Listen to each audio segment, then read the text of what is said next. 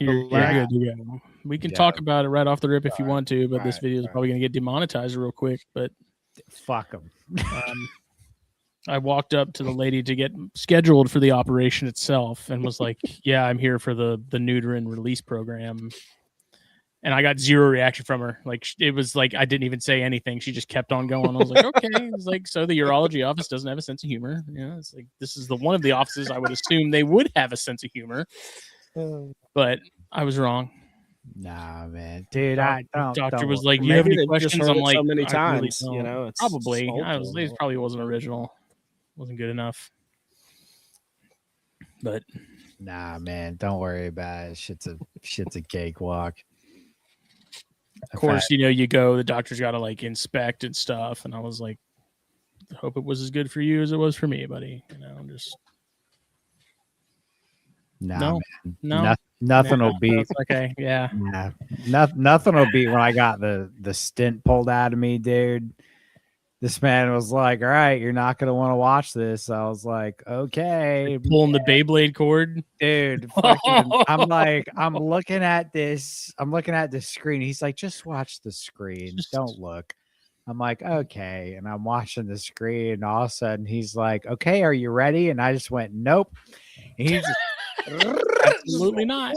Pulled out this fucking God, I don't know, like 10-inch stent, and I just went, "Oh!" He sat up, and then he couldn't pay attention to Dora the Explorer anymore. Yeah, and I was like, he's like, "You all right?" And I was like, "I didn't like that." And he goes, "Most people don't." Grabs me, pulls me up, pats me on the back, and says, "Now pull your pants up." And he walked out. You're a man now. Gosh.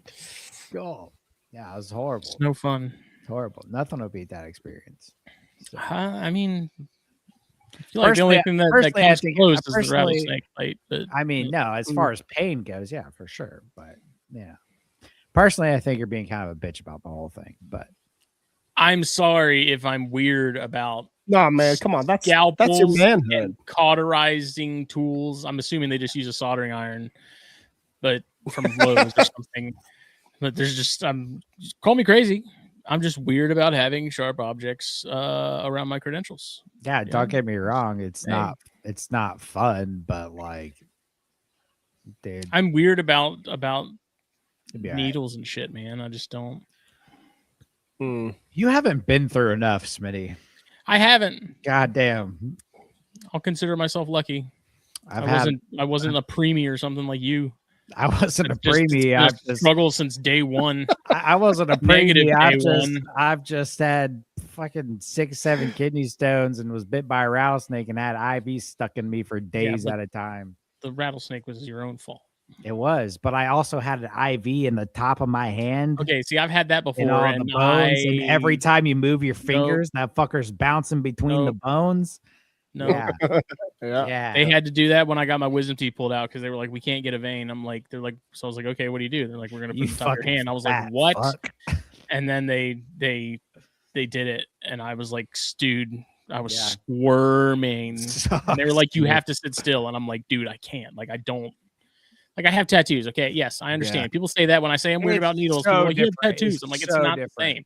It's just the concept it's not the same. of having something like inserted into my body like that. I'm weird. Dude. And the fact that it just sits there, I had that IV in the top of my hand. So when I got bit, I think it was on they had it in my right hand, and I had that sucker there because when I got bit, that's where they put it because like I had a very prominent vein there. I had like 3 different IVs in me, so they were just trying to find spots to push it in. I don't think that nurse really tried. I think she was just like, "Cool, I don't see a vein. Sweet, we're going for your hand."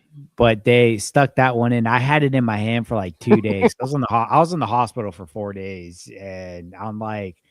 So I was in the ICU, was there overnight, then the entirety of the next day. So day 3, a nurse walks in. She's like, "Is there anything we can do?" I was like, "Ma'am, I'm so sorry. I'm not trying to be a pain." I was like, "Can you please move this IV? It's so uncomfortable. I can feel it move every time I move my hand." She's like, "Oh yeah, no problem." And I was like, "I could have asked for this 2 days ago. Like, are you kidding me?"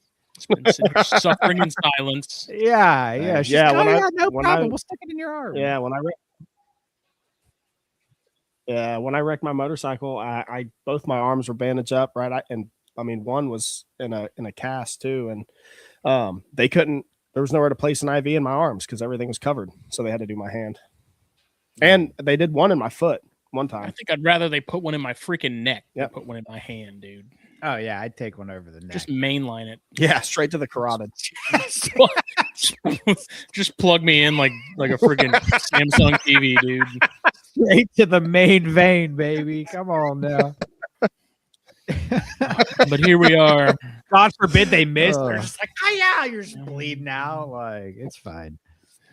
Episode 228 of the Herpetoculture Podcast. It has been a little while. It's been a couple months. Last time one we did was for Carpet Fest. It's been a solid. Again, like I said, with Snakes and Stogies and stuff, we're trying to get back in the habit of like being good at our jobs as podcast hosts and planners. And so I feel like this is contributing to that because me and Phil have been on a roll the last like 2 weeks. Pretty proud, if I do say so myself. But we're here, and this show is brought to you by Fulvius Apparel, fulviusapparel.com. Use the code THN at checkout. That is the exclusive promo code for THN listeners and viewers like you, and it is 15% off. Get you some hats, some shirts, coffee mugs, all that kinds of stuff. Check it out. Jake's got some of that new in situ stuff. It doesn't have the Fulvius logo on. It's got the flipping tin stuff on it, but his nipples are hard if you look at him. He's feeling it. And Jeremy's got that PNG shirt, which is probably one of my favorites, but no one's really. That's not been a popular one. The PNG one's really cool. I love this. I get a lot of questions about it. Like, why is the Eye of Sauron on your shirt? That's not Mordor. But on that topic, I'm gonna go ahead and throw it out on our podcast so Smitty can't bail on me. We are gonna try and do Smitty's gonna try and make a little side store for Flippin' Tin merch. So for people who want some Flippin' Tin stuff, rather than going through the hullabaloo that we did last time to get people shirts and hats. We've been talking to Smitty about doing like a Flippin' Tin store on the Fulvius website, and this is definitely one of the designs we want to put on there. It's the NC2, it's Flippin' Tin on the back, big FT logo on or Flippin' Tin on the front, big FT logo on the back. And Gabe had the great idea of putting a snake hook on the sleeve. So that turned out really cool. Really, really happy with the design. Looks super sick. So this is going to be one of the ones up there if we can get the store going, and got another hat I would like to get on there. Well, wait, no, maybe not that one, but hats and shirts hopefully down the line for Flippin' Tin. Yeah, Sky was wanting some peach throat stuff too, which we talked about a couple weeks ago. I just haven't forgotten about it. I've been too busy getting spiders. Good God. I'm home from work and I have to set up spiders every day. And then damn, it feels like it. Yeah, it's just been busy, and then we've been doing some road cruising, and I have these like weeks where I'm like, cool, this weekend I'm going to get all this stuff done, work wise. Like I have some orders I got to do. I got some stuff I got to add to the website. I got to do this stuff. And then Jake's like, you want to go out to the spot?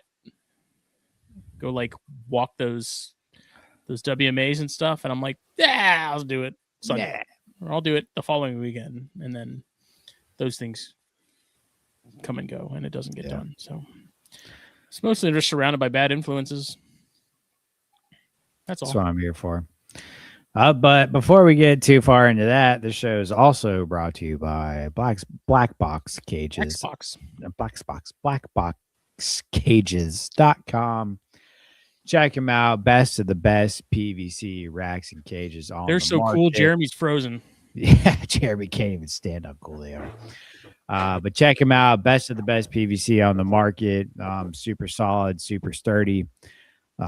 Super customizable. Pretty much anything that you could want in a cage, you can get it pre-assembled with BlackBox. All inclusive, screened tops, not screened tops, built-in lights, built-in UVB, get all the stuff. One-stop shop. They even provide you with the UVB bulbs. I the think. best shipping. I don't know. And the best shipping. Best lead times in the game. They've moved out a little bit since this whole thing started, but you're still only looking at what, 4 to 6 weeks, 6 to 8 weeks, maybe. But you're going to get it before your snake outgrows it. I can tell you that. So they give, if you go on the BlackBox website, actually at the top, it tells you what the current lead time is and when they updated, like when that window was updated to tell you. I believe lately it's been 6 to 8 weeks, I think. But I know our buddy Harry just ordered some cages from them, and he got them quicker than he thought he would. He was like, "Oh shit, I was expecting these for another month." So, just saying. Best of the best, though. They're incredible. Yeah. It's Jeremy. Is Jeremy back? Jeremy, you back? You alive? He's back. Am I good? I don't know. You here? Can you hear us? Nope. Oh yeah, I can hear you just fine.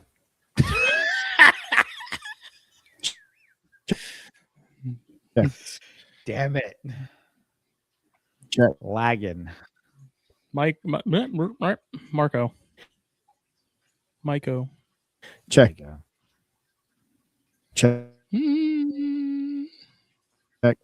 Marco. Womp womp.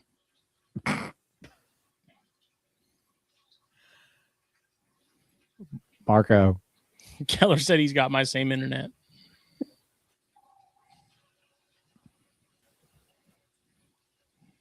He's gonna drop. It's gonna happen.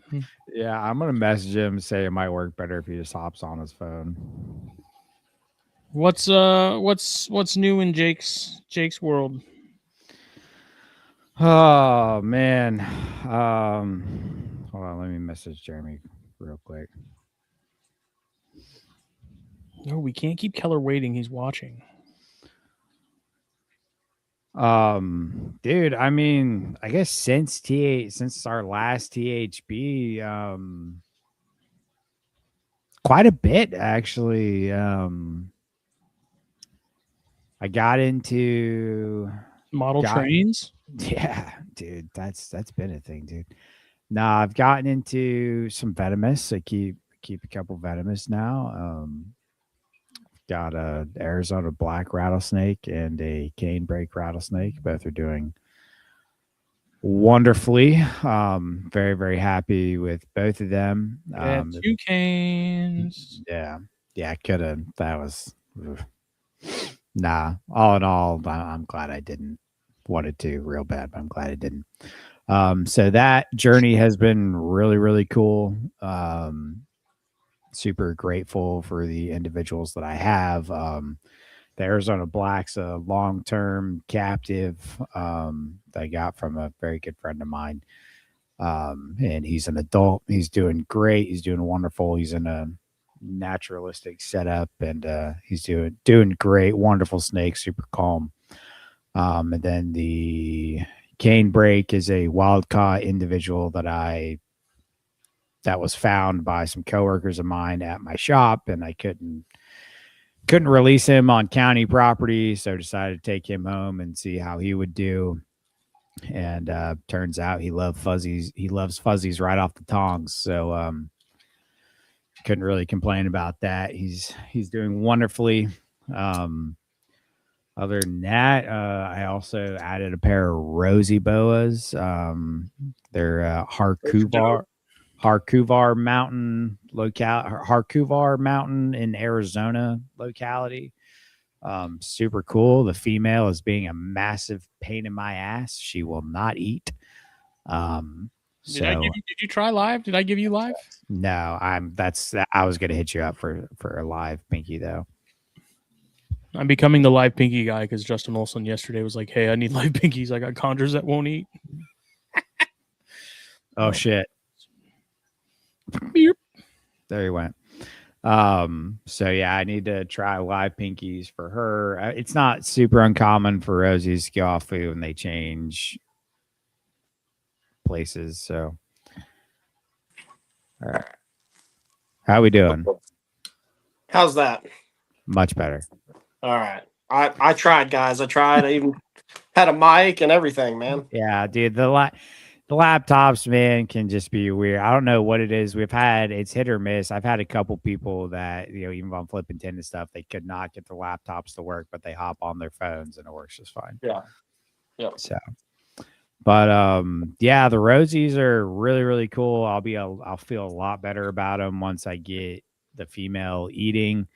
But super cool locality. Really grateful to have those. So kind of dipping my toe into some desert stuff, between the Arizona Black and the Rosies.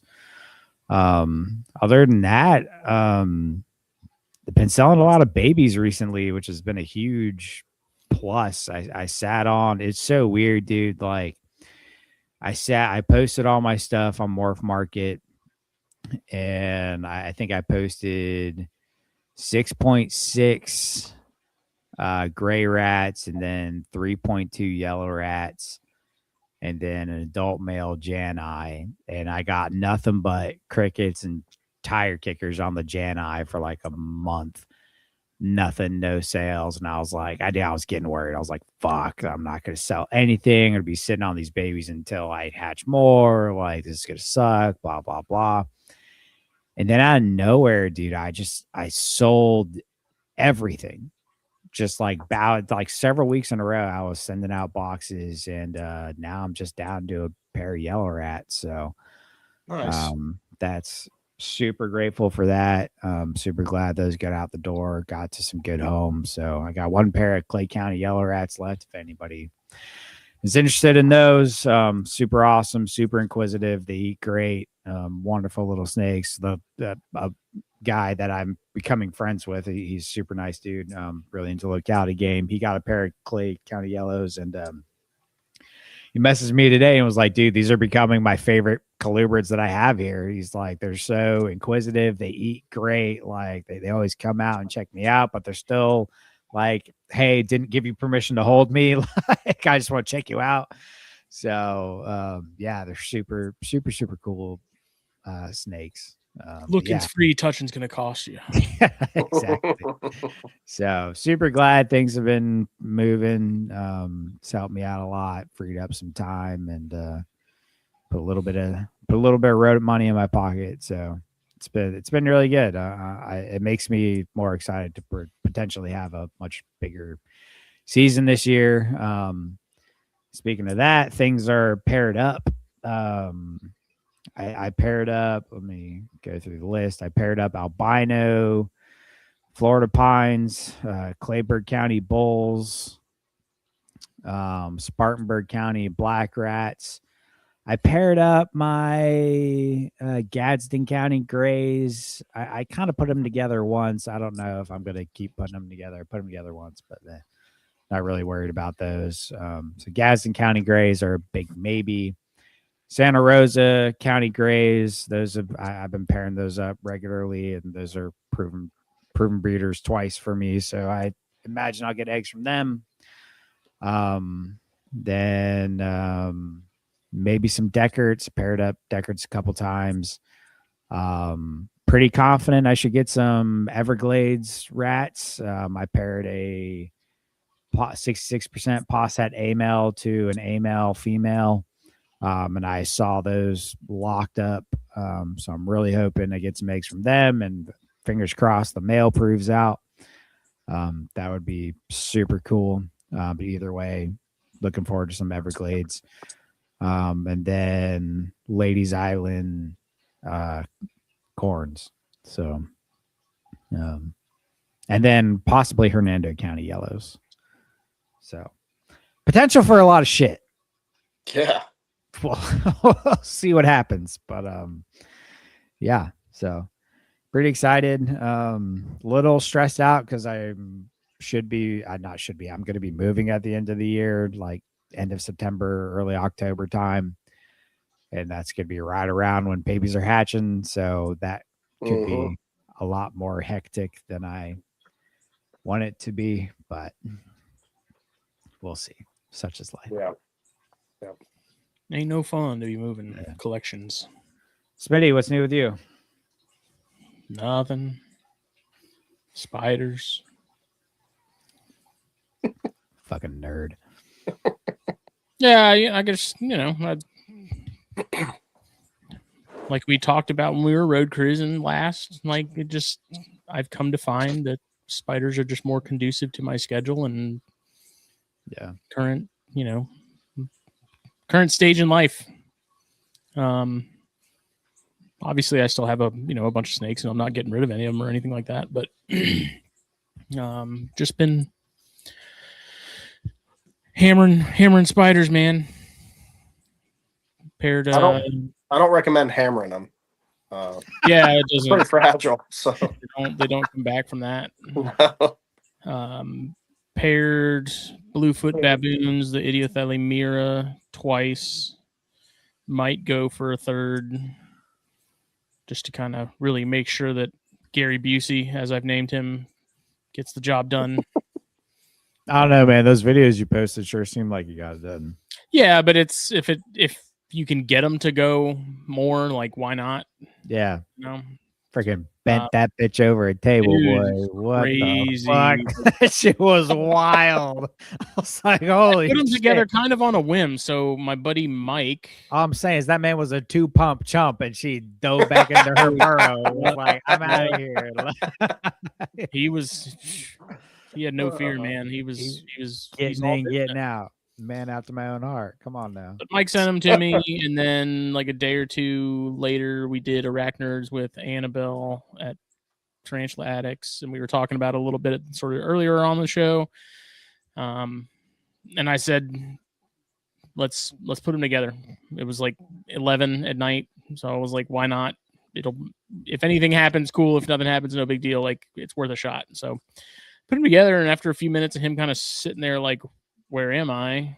He started tapping around and then just watching her come out and them do their thing and like not seeing it. That's the first time seeing it firsthand. Like I've never paired spiders. This is the first time I've done that. So it was cool. Doing that, like seeing it in front of me was like, this is wild, dude. And that's the coolest part about like the whole process was cool, but the way she just like popped out of that burrow, it was almost like there was a little door right there, and she just well, that's a trap. That's one of two trap doors. Okay, yeah, I didn't want to say that because I don't fucking know spiders, but that's what it seemed like. She just opened that door and just like popped out and was like, I was like, holy shit, that was crazy, man. Like, it was really cool. That video was really was pretty wild because I was like, I've never done this before, and I'm like, oh, I guess it's happening.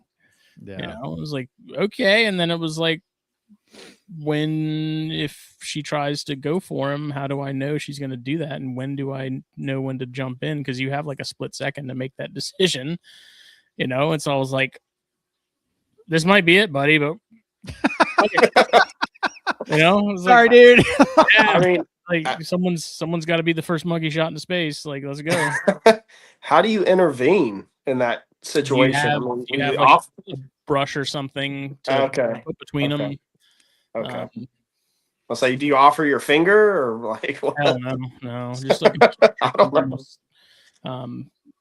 Most people use a chopstick or just something to put in between them so that. But again, like it happens so fast that I think even if you know that it's about to happen, it's probably pretty slim to break it up in time, but it's also sort of circle of life, man. The overall just mentality of like male tarantulas exist to do one thing, and that's make more of themselves. And it's like some of them are just they're gonna get munched. It's just gonna happen. That would be better for them to go out that way than to just sit in a container and just die, or because that would just be so hard for me to come to terms with, man. Like if I was doing this stuff, be like, all right, buddy, see ya. It was fun raising you. Yeah, that's crazy to me. They're man. just like the snakes, Like, though. Like the boys, like they just cruise. Like once they hit maturity, they'll just pace and they'll just walk around and like they're looking for females. And like if they know they're in the room, which I'm sure they do, you know, it's like that's just what their goal is, dude. They're like kamikazes in like the most literal sense of. I don't think they even expect to be coming back. They're just like, I have to do this thing. I must do it. I got to go throw the ring in the volcano. That's I so might go with wild, it. man. You know, That's it's so just. wild. that'd be so hard for me to do, dude. Like it I really think would. it's not so bad with some of the African and Asian stuff that kind of grows fast, to where if you get another male, like you can get them up to speed fairly quickly. But like your Mexican like Brachypelma and Aphonopelma stuff, like your Mexican red knees and whatnot, that take years. That was going to be my next question.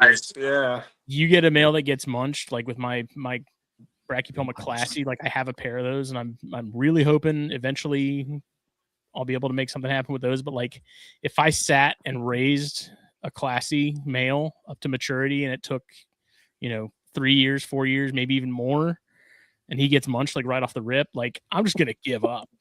Be like, God, dude. It's brutal. Yeah, but I mean, there's some species that it's kind of it's inevitable with some. Expect it to happen, and then like with the bluefoots, though, they're pretty well documented to not be really. I mean, that was munchers. That was the thing with yours. Is like the male did his thing, and the female was like, "Peace out," and she's dipped back. He's in like, there. "Nah, come back." Yeah, I mean, that was about as good as it gets. Mm-hmm. Yeah, but dude, that stuff's so exciting, man. Like obviously with snakes, it's a little less on the table for that type of shit, But like yesterday, king snakes.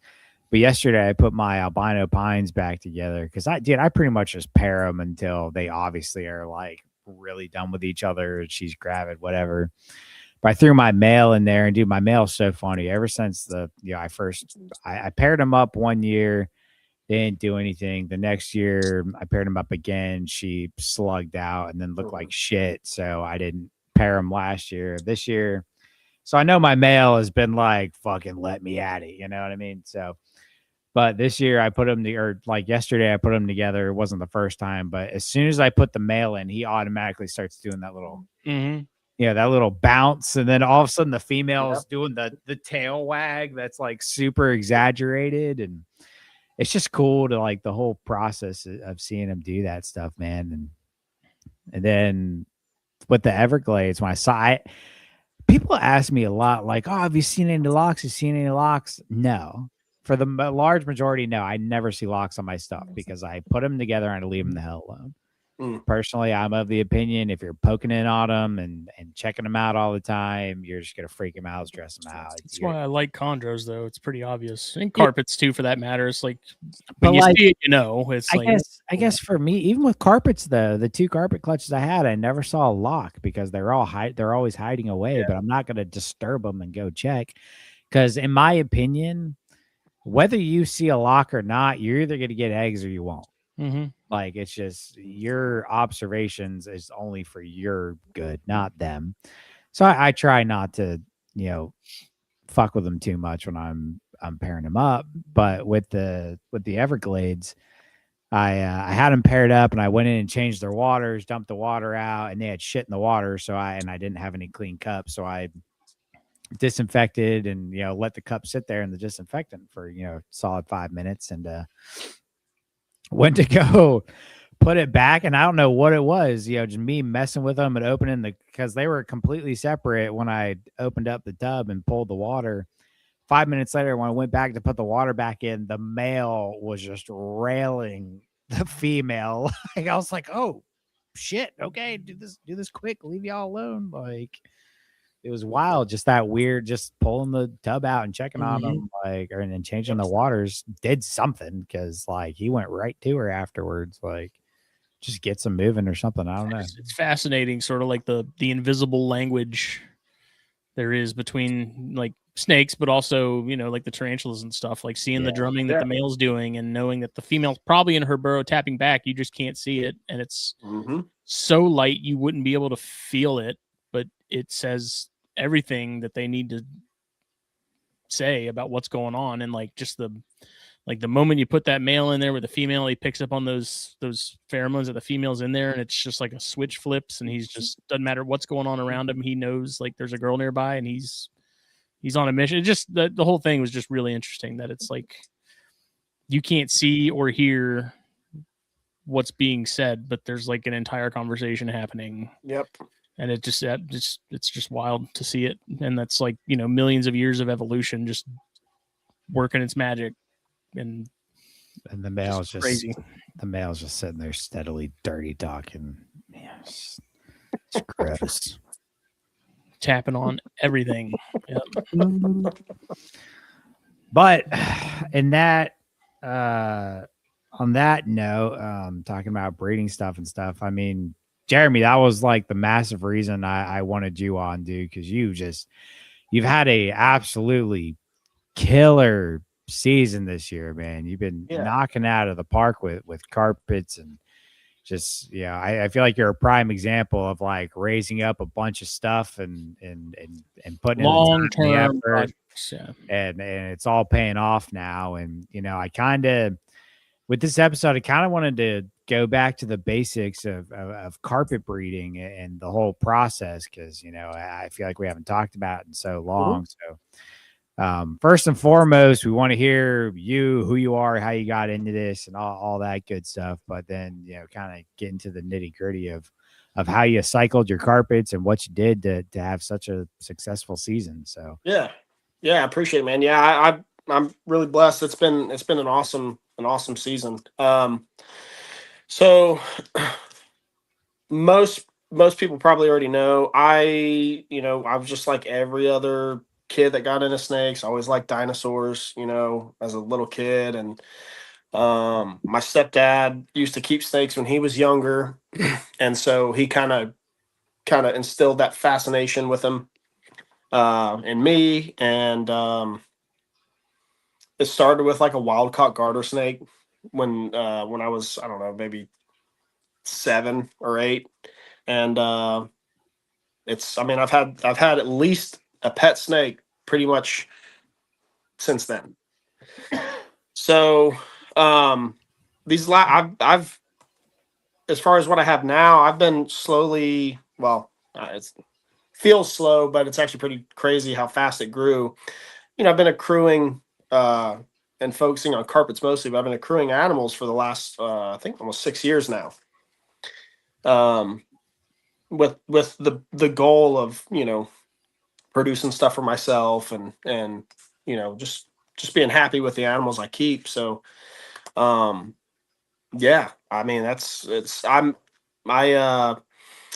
try to ride the line between like a production facility, I guess you could say, and like just a hobbyist keeper.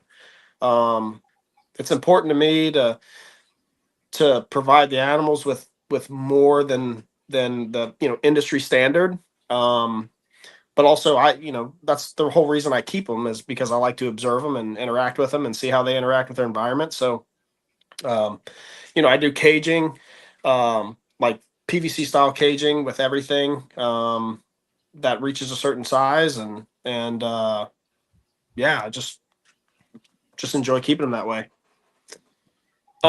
What's your collection look like now? Obviously, mostly carpets, but I know you've got some other odds and ends. Yeah, so I've got, not including the stuff that just hatched out and what's going to hatch, I've got around, I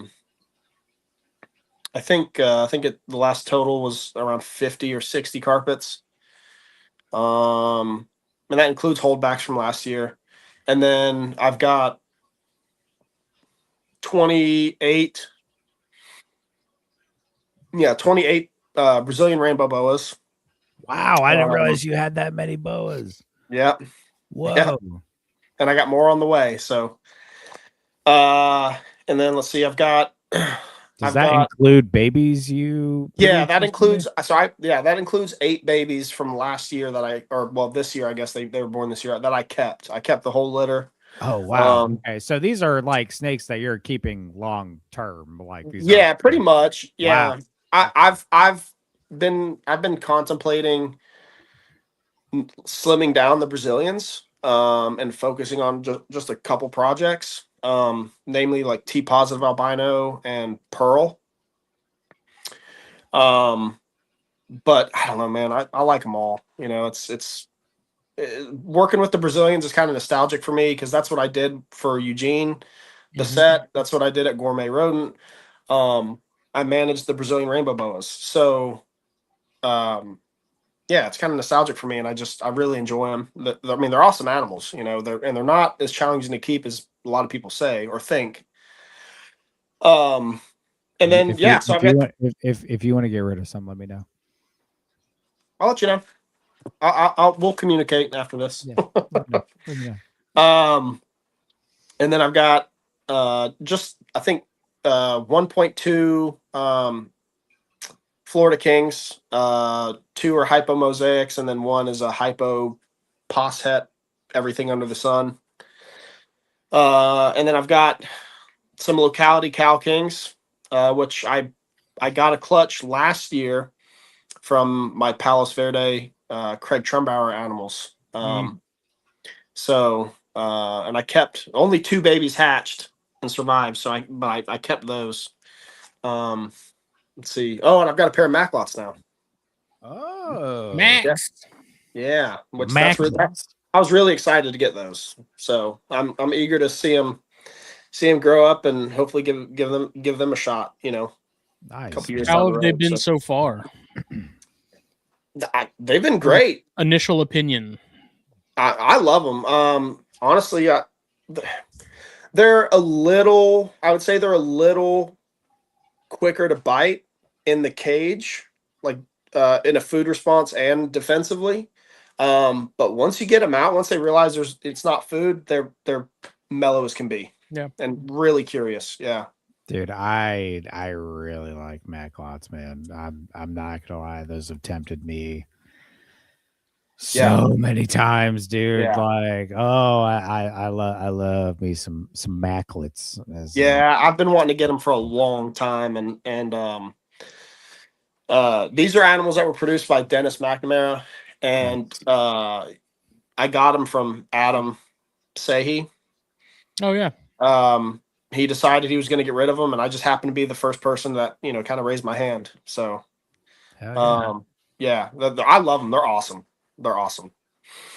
So, yeah, I mean that's pretty much the whole collection. Dennis has kind of become like the Lyasis guy, right? Dennis has killed it with Lyasis, man. He's produced some really nice olives too. Like, the olives. I think he had a clutch of Savus this year too. Ooh, see those do it for me. Yeah, me too. That whole genus, like that's what I want for sure. So. Yeah. So Stephen Tillis posted, and this was a couple years ago. He had posted some of his Savus that he had or he has at his facility, and since then I was like, I got to get some one day. They're just so cool looking. You know, the whole genus is just crazy, man. Between the Savus and the Leicester Sundays, like those are dude. They're wild, man. That the whole genus is so. I would say they're underrated, but like I also at the same time I don't think they are because like the people that have them love them. Yeah.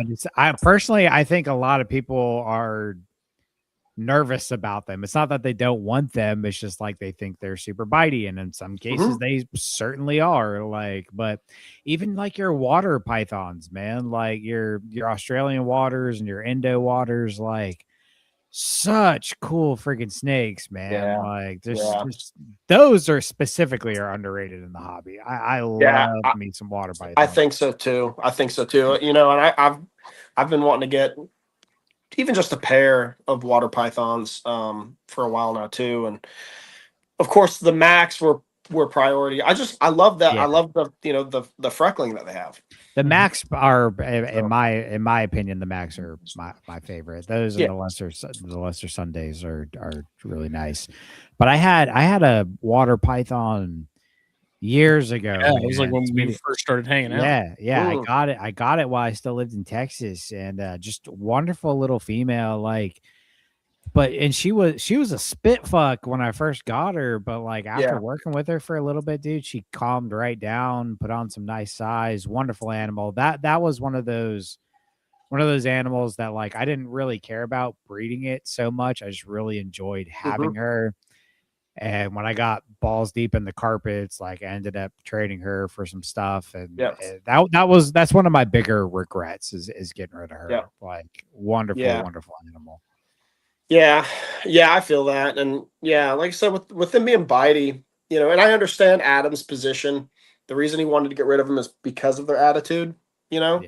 and I get it. He between his kids, helping him with the snakes and interacting with the snakes, and he wants a more placid animal, and I get it. There's Yeah, nothing wrong with that, obviously, and you know, he realized, and I give him credit too. He realized they're not for him, and you know, so I was really happy to be able to get him from him. That because he keeps his animals very, very well. He pays very close attention to all of his stuff, and so it felt pretty good to know that he trusted me to take care of him. So Yeah, dude, for it's sure. really exciting. But yeah, and so speaking of this year, uh, I paired 4 pairs of carpets, and I got 4 clutches. I Fuck did yeah. 2. Yeah, it was Awesome. pretty awesome. And so I did 2 pairs of Poplins. One is another F1 clutch. Same sire that I used last year for the F1s, but I put him to a different female. Was that the boy I sent you? Or Yep. different one? Yep. Okay. Nice. Yep. And Hell yeah. 2 years in a row, it's been 100% fertility coming Dude, out of him. I fucked up so bad with my carpets, dude. He's Woo. he's the man around here. Hell yeah, dude. I love So, man. and Designated actually, yeah, and then the other male that I got from you from Billy, that coastal. Coastal. Yep. Stud. He is, yep. He's twice proven now too. So he produced a clutch with a coastal from Roy Stewart, whose lineage goes back to Nick Mutton and Will Leary. Wow. So yeah, really, really cool looking animal. So yeah, he's done awesome here too. And then I did my Nova Guineas finally. Yes. They finally went for me this year. So yeah, Nice. it's been. Were those the last it's been ones to awesome. hatch? Was that one of the recent clutches you? The late no, so the haven't hatched latest. yet. No, they haven't hatched yet. They're due in 2.5 more weeks. They're due in 2.5 more weeks. Yeah. So the last clutch that was laid was the coastal. The clutch that just hatched was the wild caught female I used last year to a GQ Hannibal male from Gerard Bosch. Dude, that Hannibal stuff, man. And he is, he's phenomenal looking. And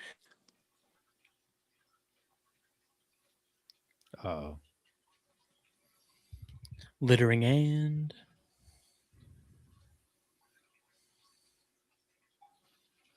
dun dun dun.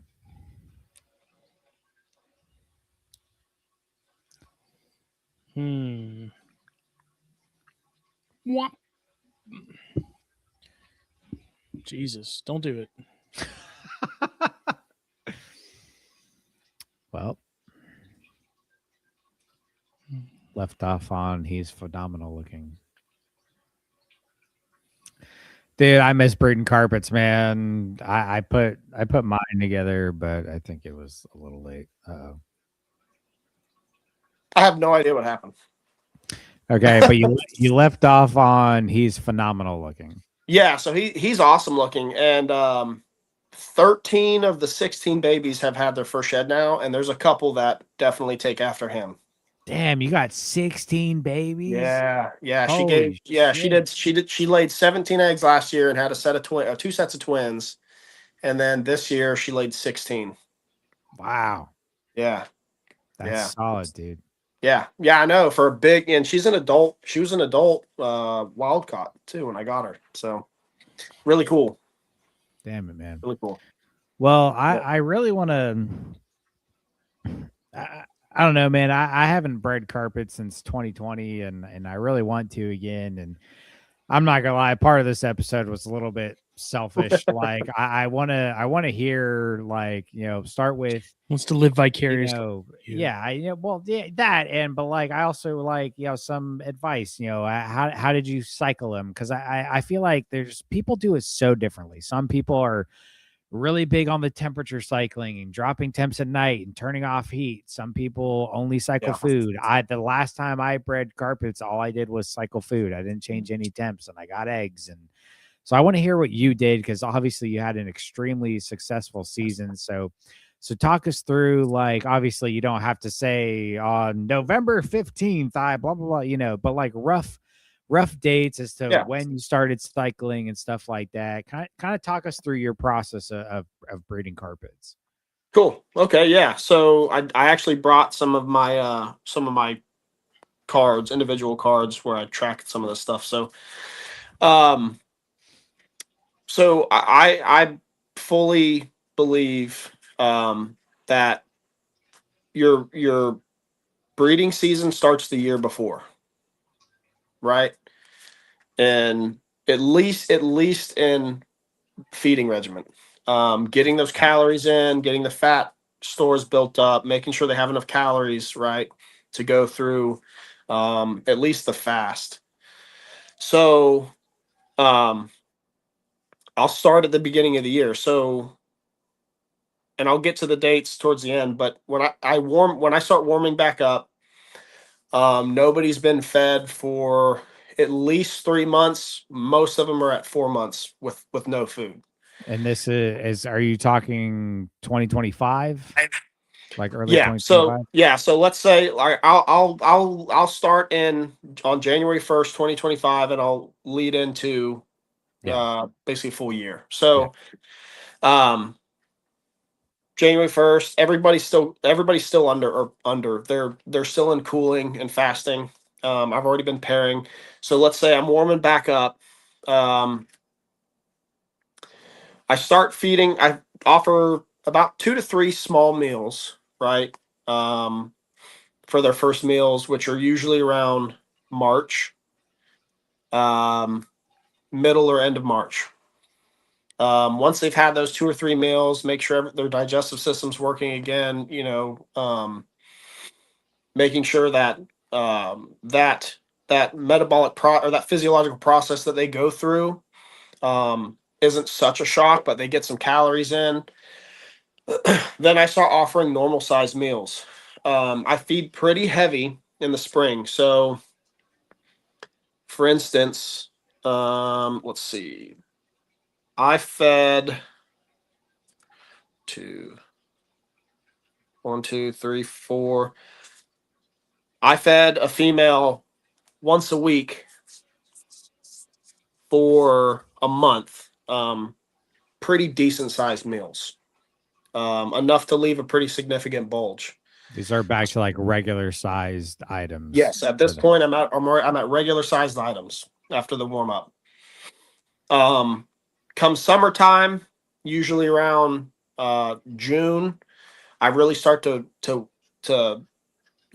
wean that off a little bit, to where I'm feeding adults once a month, right? Once every 6 weeks, even sometimes. So they may only get 2 meals in summertime. But big meals. I want to offer big meals. And then when fall comes around, I'd say usually around August, middle of August, I start pumping them full of food again. Okay. Yeah, I'll vary that size. I'll drop the meal size down to where it's not a big meal, but it's so if a female can take a large rat, I'm feeding her a medium.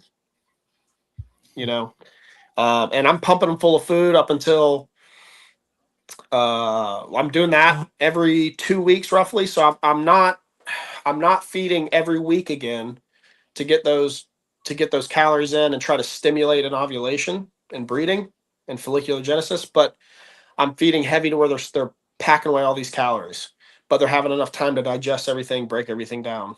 So in 2 weeks is pushing that, for a python. So about November, let's see, when did I offer last meal? November 1st is the last meal for everything. Mm-hmm. They go until December. They go until December before I start to drop temperatures. Where I am, I'm in Pensacola, Florida, so it can get pretty cold here in the winter, but it comes a little bit later than Right. Maybe people in the Northeast, and maybe even you guys too sometimes. I You never actually know. I actually feel like our weirdly Pensacola and where we're at in South Carolina mimic each other a lot.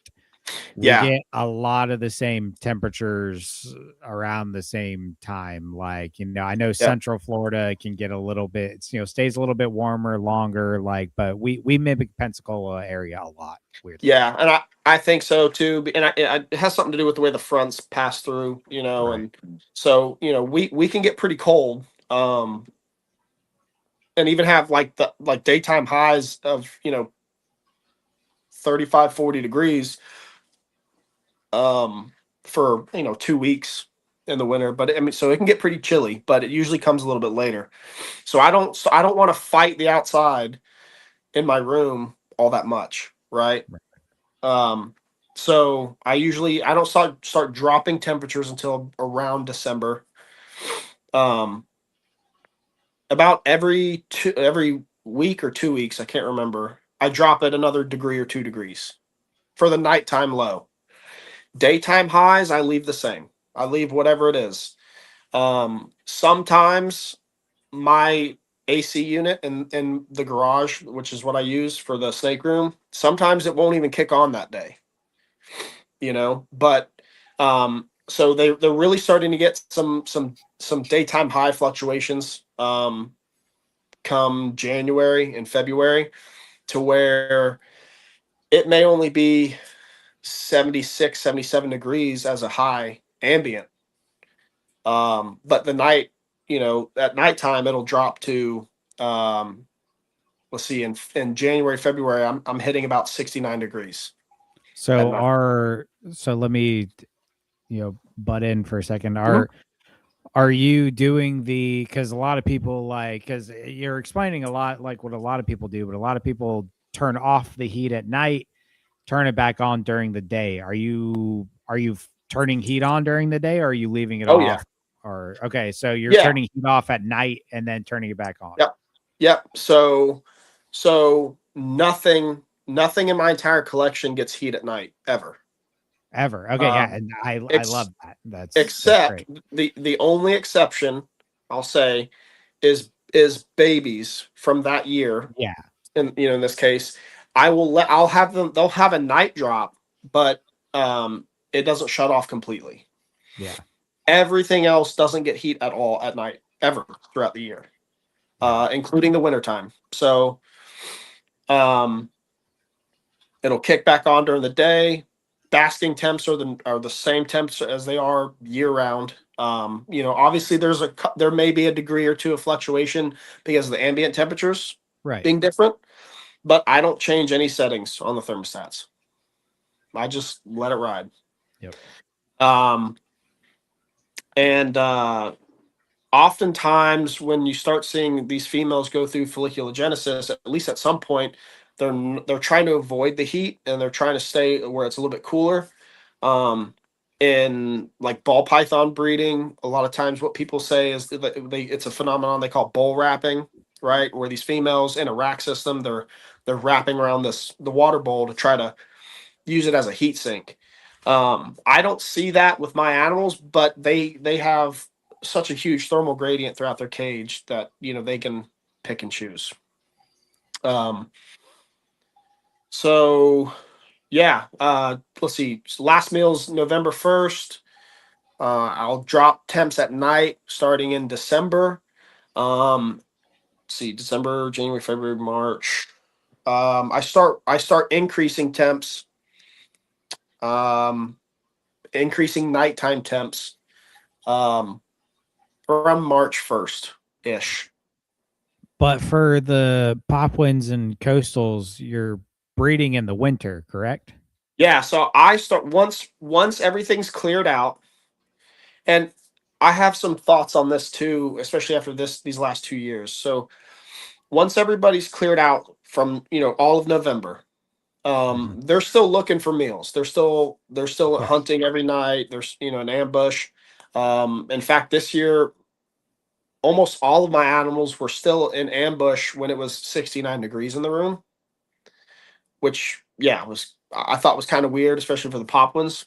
Um, but I mean, they just they were hunting. So It doesn't uh, surprise me personally, especially with yeah, I Popwins. mean, Like they're you, they're you, they're they're resilient. tough. They're resilient Yeah, snakes. yeah, and let's be honest, 69 degrees is not that significant with an animal that probably isn't losing much, you know, much of its core temperature throughout the night. Yeah. So, um, I usually introduce. Let's see, what do my notes say? I introduced this year, December 1st, when I started to drop temps at So night. pretty much as soon as you're dropping temps, like at night, that's when you start. That's when Yep, you're gonna start pairing. Yeah. yep. Okay. And for this year, I noticed 2 pairs were locked up that first week. The pop ones. Wow. Nice. They were locked up that first week. Now it kind of went a little earlier than last year though, but we can dive into that later. So so I'm dropping temps around December. As soon as I start dropping temps, I'm throwing in the males. Um, I don't just toss them in and walk away, because Can't do that. everybody's still kind of in food mode and feeling kind of hungry. So I'll sit there and watch, just make sure she doesn't have some kind of food response. Once I see that they're good, then it's on to the next. Once I do first introductions, I leave that male in there until I have to start separating for feeding in the next year, or I notice that an animal is definitely gravid where they ovulated. Yeah. Um, And a lot of times, and again, I'm sorry to interrupt, no, but go a ahead. lot of times in my experience, a lot of times, like when the females start to get to that process, they're on complete opposite ends of the cage. That they're not Yep. together anymore. Like that was kind of my cue to pull the males, is when males on cool side, females on warm side doing her thing, and they want nothing to do with each other. That's when that was my cue to be like, all right, you're stressing the girl out now. Let's 100%. get 100%. in. That's exactly what kind of is. That's my visual cue to know that I'm Yeah. at least on the right track. Right. So let's see. Um, Now the only a weird observation that I made this year um was the coastals. Okay, so last year and this year the coastals didn't even start locking up until the new year. Whereas my wild caught pop one, she ovulated January 4th. So I mean, male had only been in there for a month, and she had already ovulated. Wow. Yeah. Last year, she didn't ovulate until March, so she went 2 months earlier than she did the last year. What I found really interesting was, we just what we just mentioned, where the males they'll separate from the females and kind of stay away once they've gotten the job done. That coastal male was still breeding. He's still locked up with the female the day before she ovulated. What? So yeah, I had a feeling she was getting there. But I wasn't quite sure because she was spending a lot of time in the hide box, in her nest box. So I don't mess with them a whole lot either. I'll check on them, but if I can't tell without having to move something, if it's a lock or not, you know what I mean? I just assume it's not. Like I said, I mean, it's not going to affect you getting eggs one way or the Exactly. other, man. Like you're just going to freak Exactly. them out, stress them out, and you may prevent something that is happening. You know what I mean? Like maybe he's starting to Exactly. make his move. All of a sudden, you pick up that hide, and he's like, "Oh, I'm scared now." Like, Yep. And working at large facilities, another thing I've seen is when you do that, some males or females that are easily spooked, if they bolt, they will, they'll take off with that male still inserted. And oh, I have seen Pueblo milk snakes, ball pythons, just dragging them around. king snakes, corn snakes drag a male by his hemipene. Oftentimes that causes some trauma to that organ, and now then they have a prolapsed, or a hemipene that won't retract back inside, and then you got to intervene. And so, yeah, I try to avoid that. God. And if that's not reason enough to leave your breeding snakes alone, I Yeah. don't know what is, dude. Like Yeah. that. So Whoa. I highly recommend anybody who ever wants to breed snakes, look at images of a snake hemipene. They are, while it's a soft organ, it's barbed, and it's to hook in, so the female can't just take off if something happens. Sometimes they get stuck, and sometimes it causes some trauma, and it's not fun. It's not fun to deal with. So, yeah. What is that? And confirm. Yeah, it's not good. So, yeah, I thought it was interesting that the coastals were locked up the day before she ovulated. That's crazy. So anyway, I'm getting sidetracked. So let's see, we've cycled on feeding. Animals are up, everybody's warmed up. We're feeding. August comes around, I'm feeding really heavy. A little bit smaller meals than normal, but every 2 weeks, pumping them full of calories. November 1st, nothing. That's their last meal, and that's the last one they get for the year. Temps start to drop in December. Males are introduced, and then that's it. I leave them alone. I change waters, like on my normal schedule, but I don't clean the cages. I don't take out sheds. I don't do anything. I just leave them alone. They get fresh water. I and that's love it. that you said that, dude. God, that's Yep. I feel like I try to preach that so much of like just don't like the minimal interaction as humanly possible Yeah. in this process. Sorry, Yeah. continue. No, you're good. And I don't know with carpet pythons. I don't know if they do kind of what has been documented with Bowl and I, right, where they leave urates and sheds right around their burrows, their nest sites. I don't know if carpet pythons do that. We can see pictures on INAT or videos from Sunshine Coast snake catchers where they're finding brooding carpets, and there's a shed or there's something, but I don't know. It's not, at least that I can't find where that's been published, right? But And still, confirmed. it's not gonna hurt leaving that stuff in there for But exactly, it's not going to hurt them. So especially because they're not on food, so it's not like they're shitting every Yeah, other week. You know what I mean? Like exactly. you'll get a couple urates, you'll get a Yep. shed every now and then. That stuff's not gonna hurt, man. Yeah, Like, exactly. So I just leave it. They get fresh water, and that's it, and yeah. So males, like I said, this year my males were locking up. Let's see, my my Papuans were locking up in December. Yep, in December. I only observed one copulation between both pairs of the Papuan carpets. And like you said, man, just because you don't see it doesn't mean it's not happening. I had 100% fertility with the with both pairs of Papuans and the Nova Guineas. So, you just gotta trust the animals and trust that you did something right. Trust the And just let process, it be. man. Yep.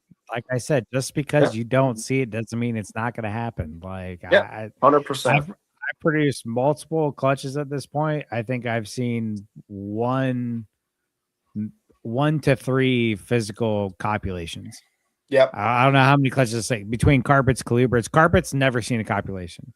Gotten 2 clutches. I haven't produced a lot of carpets. Don't get me wrong. It hasn't been a lot, but never saw copulation. Colubrids produced a lot more of those. I think I saw 1, maybe 2. Yep. In different pairs. Like and I'll say too, the only reason that I don't know if I'll be able to show it to you. Or I don't know if it'll pop up on the camera. So I have, this is what I do. Hold on, let me get rid of the sleeve. Yeah. I use index cards for every animal. Every single animal in my collection has an index card. Nice. Basic info, whatever, and then everything in the columns is, they eat, they shed. I put it all in copulations, ovulations, anything, everything. I don't track bowel movements or anything like that. But just what I consider major events. I do this because I had to do it for Eugene so many times because that's how he tracks everything. Every animal has an ID card. Every animal you track food, shed, all that stuff. So I just carry that on into my own collection. And, maybe one day it'll come in handy if I, write a book or something. I don't know. But so that's just how I do it. You don't have to, you don't have to track the copulations because even if you're pairing multiple males to a female, it doesn't matter. With what we know nowadays about snake reproduction, especially in pythons and boas, it doesn't matter what animal you see copulate with the female. He may not have gotten the job done. Maybe both males did, right? So, and that's also why I only pair one male to one female. I don't do multiple males to a female. Yeah, no, that's so I could not it's like making it unnecessarily complicated unless the genetics are the same morph wise or something. Right. And if you're doing genetics, or if you're doing morphs and stuff, sure, whatever, but and carpets, Nick's done a great job tracking lineage, and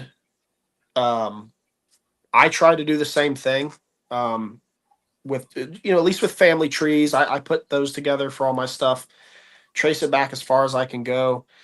It's important for the next generation. And I think even if you produce hybrids, it's cool to be able to show their lineage, That's why I like that wild caught, baby. That tree is real short. Yeah, exactly. So, man, I've totally forgot where we were on the whole breeding thing. we were at December 1, or December-ish, you're pairing, you're cooling. Yep. And that's that was where we're at.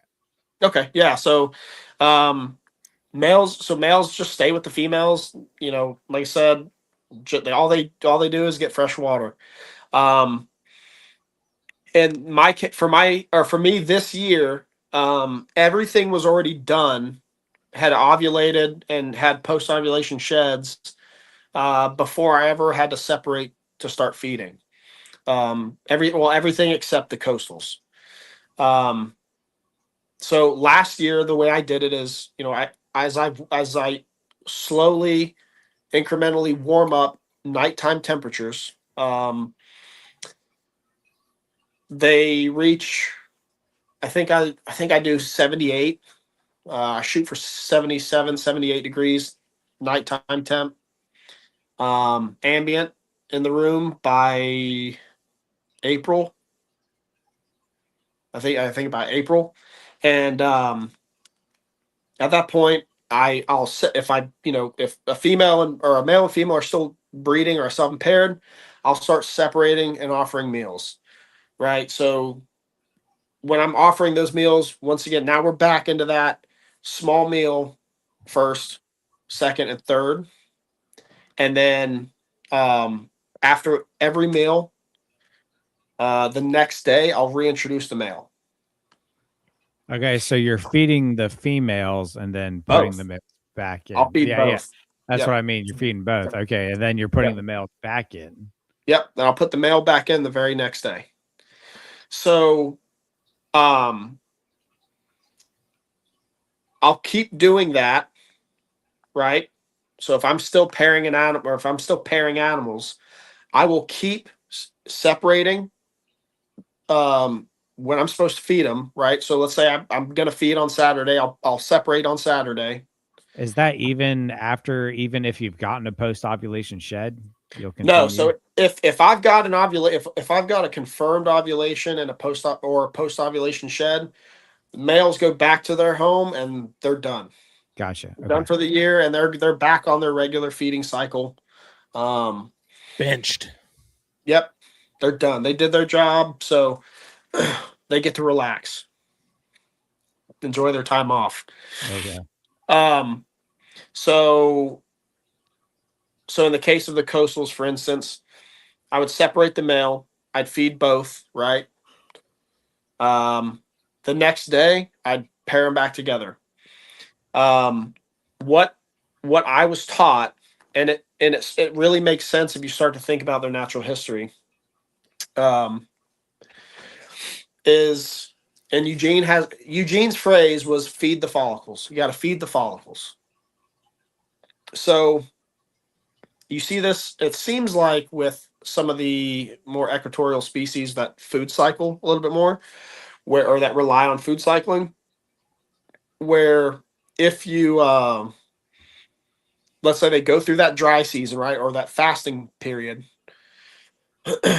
maybe you've had some locks, maybe you haven't. As they're coming out of that and they start getting that caloric intake, that's a trigger for them to say, okay, it's time to start building follicles, or it's time to start growing the follicles more, right? Mm-hmm. At least to the point to ovulation. So I don't go to the extreme that Eugene did or does, but I think it still holds true that you got to feed the follicles. So like if like last year, for instance, the coastals didn't do anything at all until after I had already warmed up and started feeding again. So that's odd.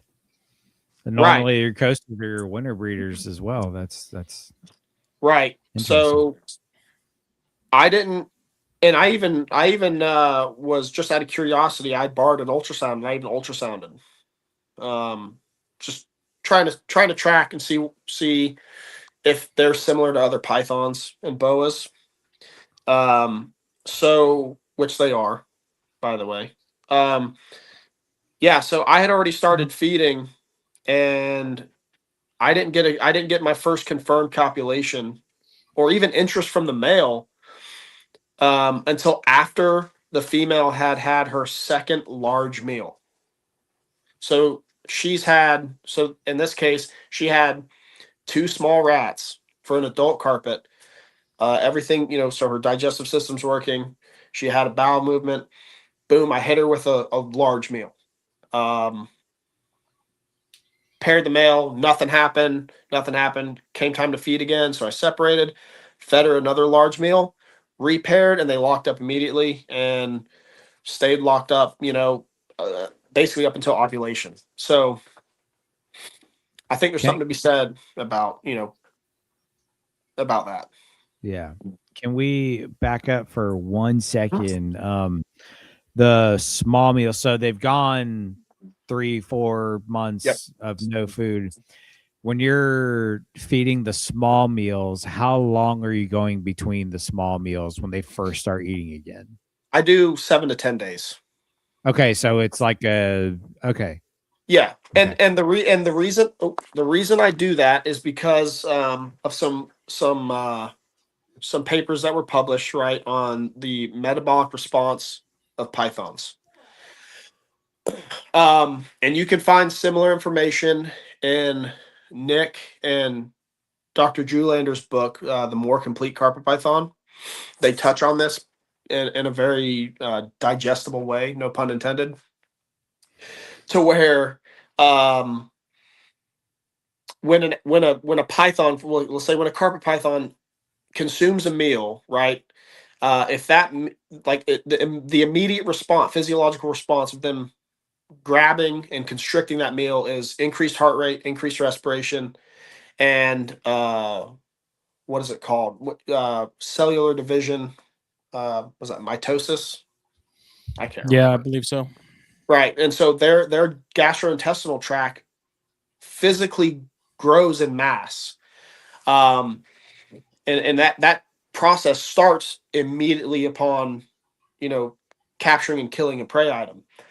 So if that prey item is, I think, and I, please nobody quote me on this. I believe the percentage was if that prey item is 15% of the body mass of the snake or less, that physiological process kind of plateaus, and that heart rate and respiratory rate, it once again plateaus, and it doesn't get very high, right?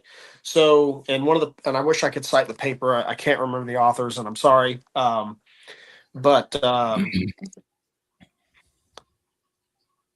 the oxygen consumption of that animal essentially stays normal during digestion. I'm struggling here, guys. During the digestive process of those smaller prey items.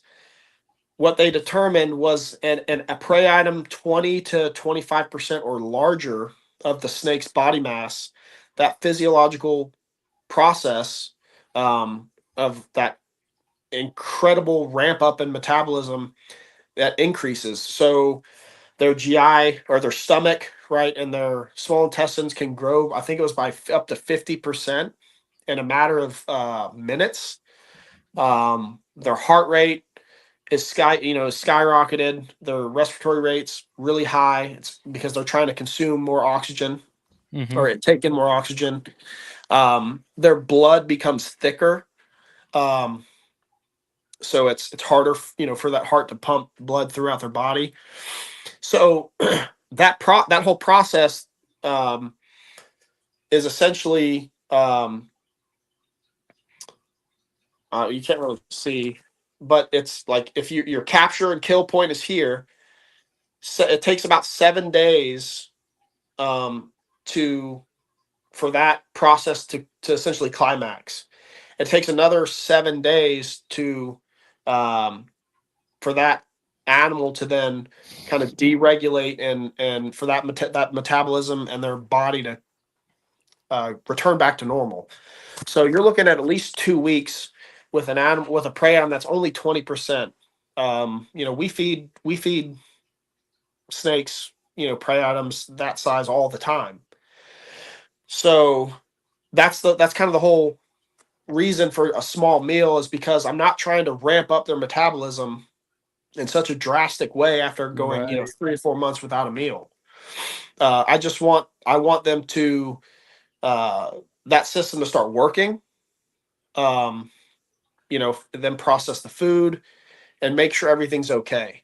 Um, and another reason why is because at least pythons, their stomach isn't producing stomach acid all the time. Mammals like we produce stomach acid 24/7. Pythons don't.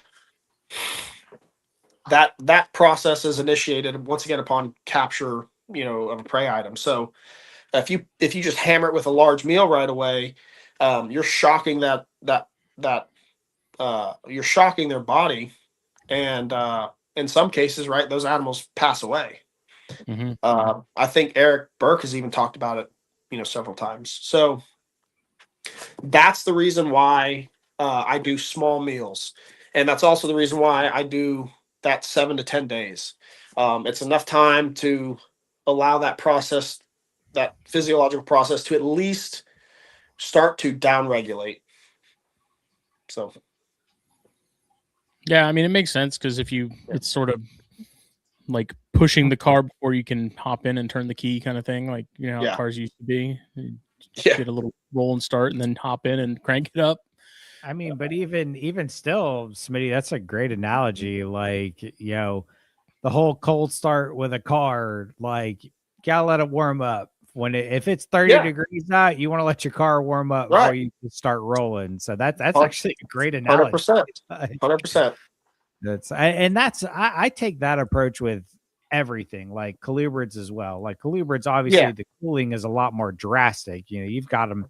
My stuff, it's not, my stuff will get down into the high 40s, like as far as colubrids go, and they stay in the 50s. Like when they come out, their first 3-4 meals are, they're once a week, but they're little, and they got that ramp up time. Like they're warm for a solid week before they get fed, like, so it's the same type of thought process, just it's not as drastic with a carpet because of the cooling, but it also is because they go just as long, but they also have those warm up periods and their systems don't completely shut down like a colubrids will, so it's, I don't know. But yeah, that's a very good rule of thumb with anything, is like, after not going 3-4 months without food, don't just slam them with, full blown meal, like right off rip. Cool. Well, it also makes me wonder too, like, naturally, what kind of food is realistically available as they're coming out of cooling like that? Like, surely if we're pre-rainy season, food probably isn't going to be as plentiful as it will be in that season, but I don't know. It may not naturally go for smaller, more easier to catch stuff than. But I think that in the heat of things, I think that more so goes into their condition. Like they're gonna get something that's easier to grab because they haven't eaten in 3 or 4 months. So like they're gonna grab the thing that's easy to get versus and easy to take down. As far as like ingesting is, the easier thing to ingest makes more sense versus something massive, hard to take down. Your energy's low, your metabolism's low, you haven't eaten anything in 3-4 months. Like definitely taking a higher down risk there, taking down the easier prey item that you can swallow quickly and just get something in your system just makes more sense.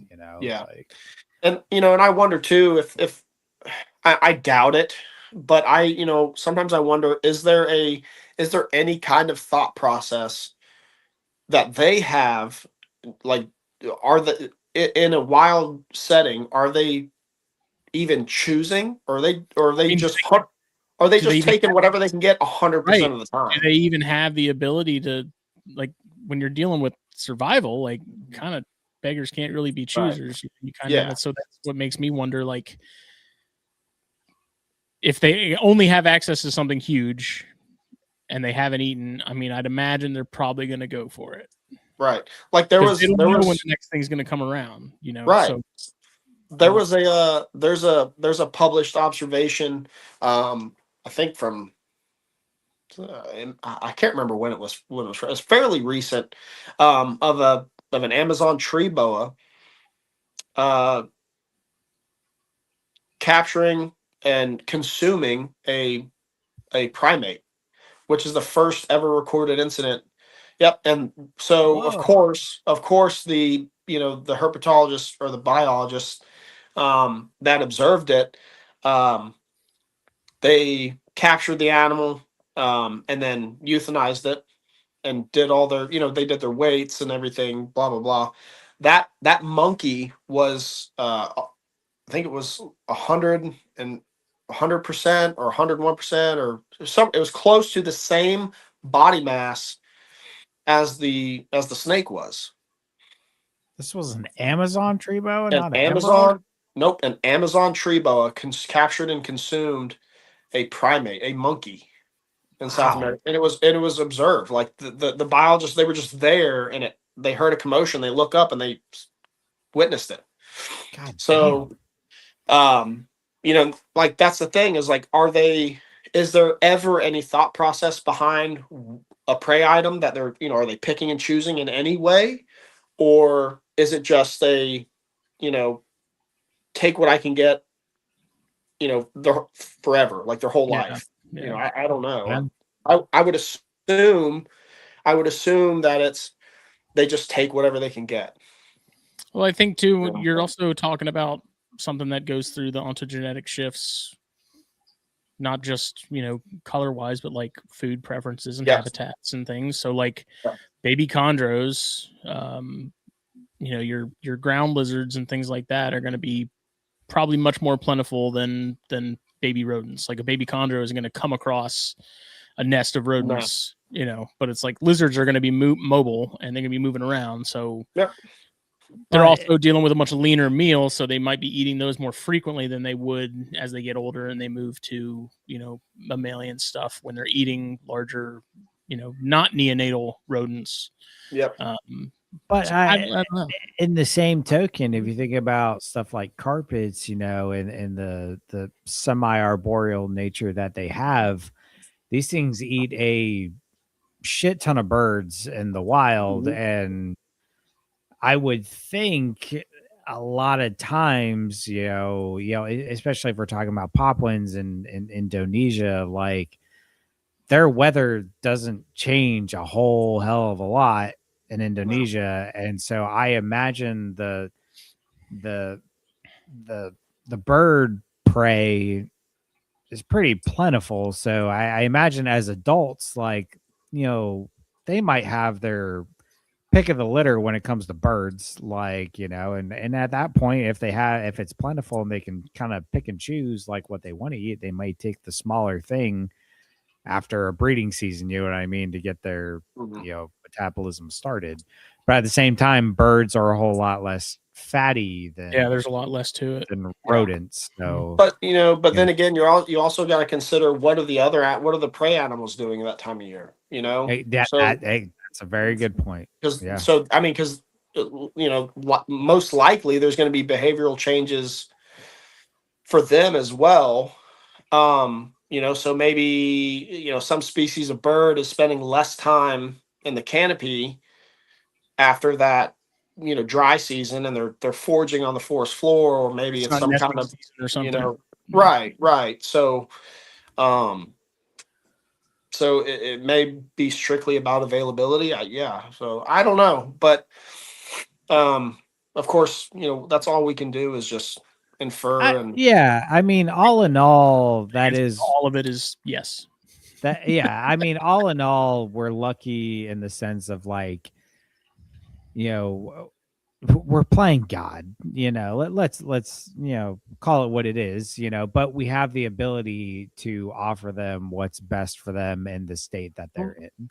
Yeah. Obviously, in the wild, if a wild carpet, in Australia, their first meal of the year might be a possum because that's what came about that day and they were Wrong hungry. place, wrong time for the possum. Yeah, but because that's not uncommon, like Australian carpets eat possums. That's been documented many a time.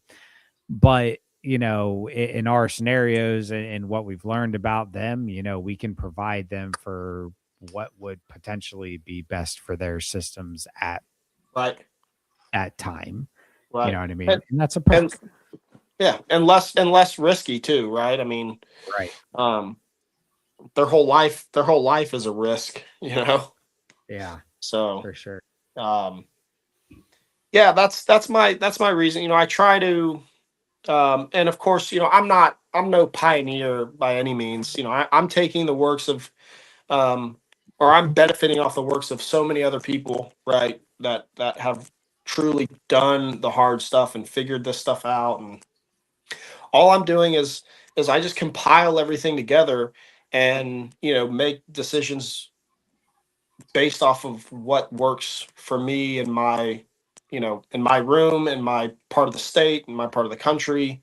Yeah, and You that's know, something each so individual needs to consider on their part. Like, so yep, somebody like me, it's a lot harder to do those temperature drops because like I'm a colubrid keeper. That is at this point in my keeping career, colubrids are my bread and butter.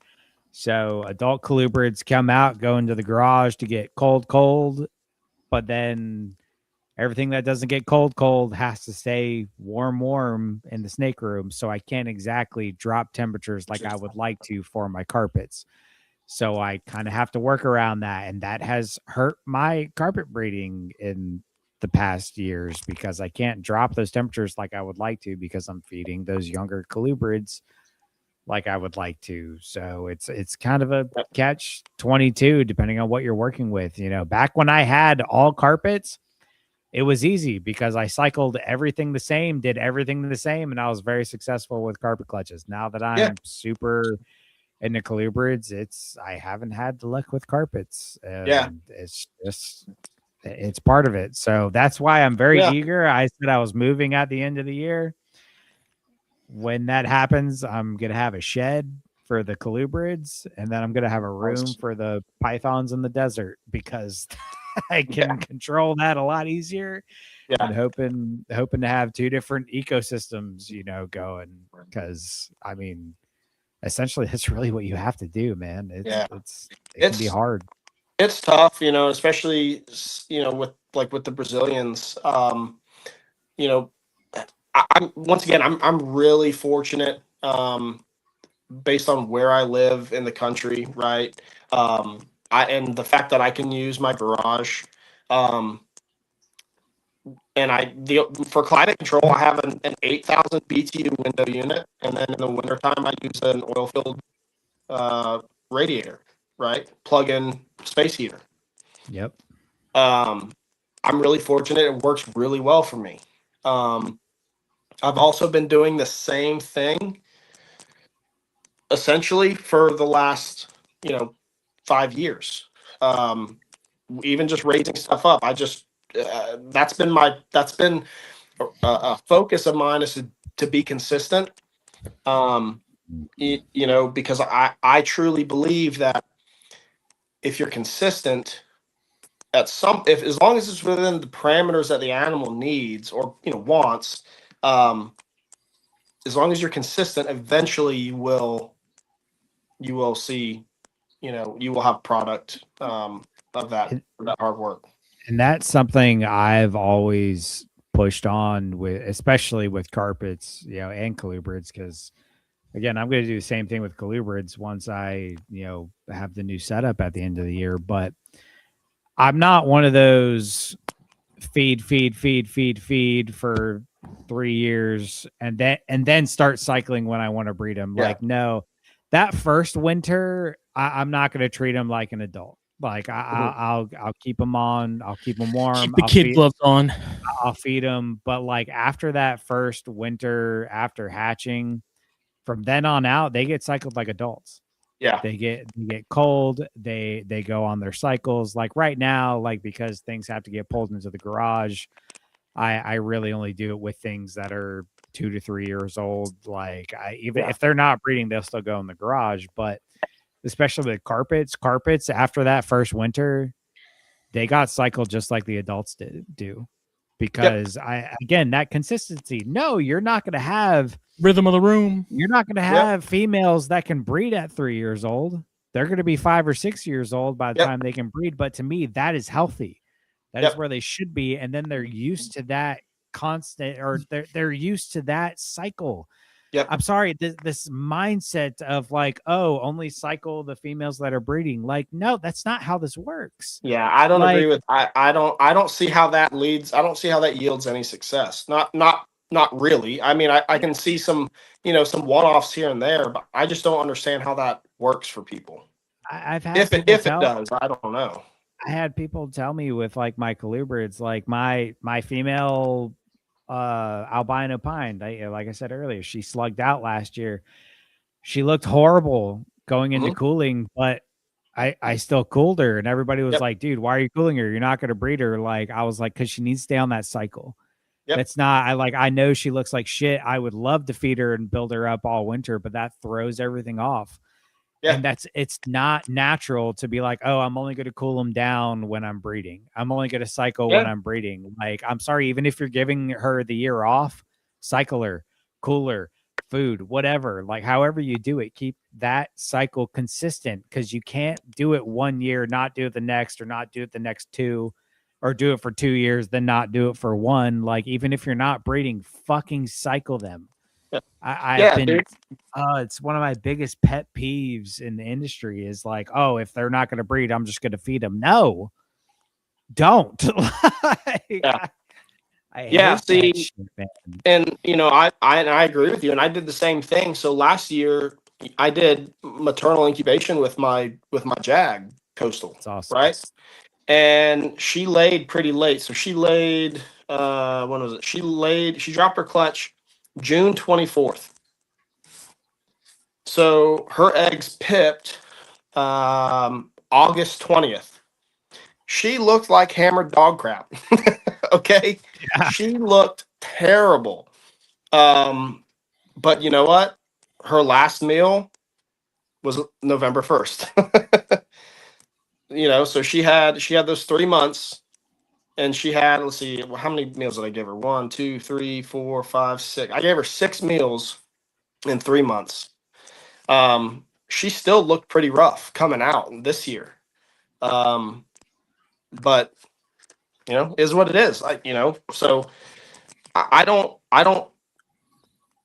I'm kind of, I don't know. I don't want to say I'm mean to them, because it's not mean, right? They're not suffering by any means. But I treat them, I want to give them some stresses, right? Yeah, I want them to have stress of some kind. Yes. And I'm a sorry, little bit of cortisol is a good thing. If you think about this in a wild, I know I keep saying in the wild, blah, blah. I know we're keeping snakes in boxes. I get that. But if you think about it in a wild aspect, they're going through they're going to breed around the same time. So, but in the wild, they're going to maternally incubate these things. So that means pretty much year after year, anytime they breed, they're going to have that clutch of eggs and basically have 3 to 4 months to get food after they hatch. And then they're going right back into that cold season. Or that dry season, whatever it is. And like, I'm sorry, that's just how it goes. And that year they may not breed because they're not ready for it, but then they have that longer period to eat. That's why, like, I fully disagree with people breeding pythons year after fucking year. Yeah. Like, I think that is wrong. I'm sorry if anybody listening takes offense to that. If you're breeding your pythons more than 2 years in a row, I disagree with you.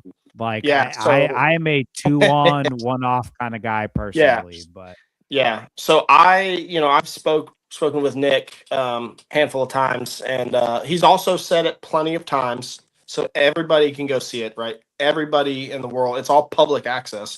And he said it most recently again when he was on Trap Talk with MJ, right? We have to understand, yes, these aren't wild animals anymore. These are snakes and boxes. But we have to understand that certain species are not designed to reproduce every year for 10, 15, 20 years. And I would say most aren't capable of doing exactly that. And exactly. And Nick gives two great examples.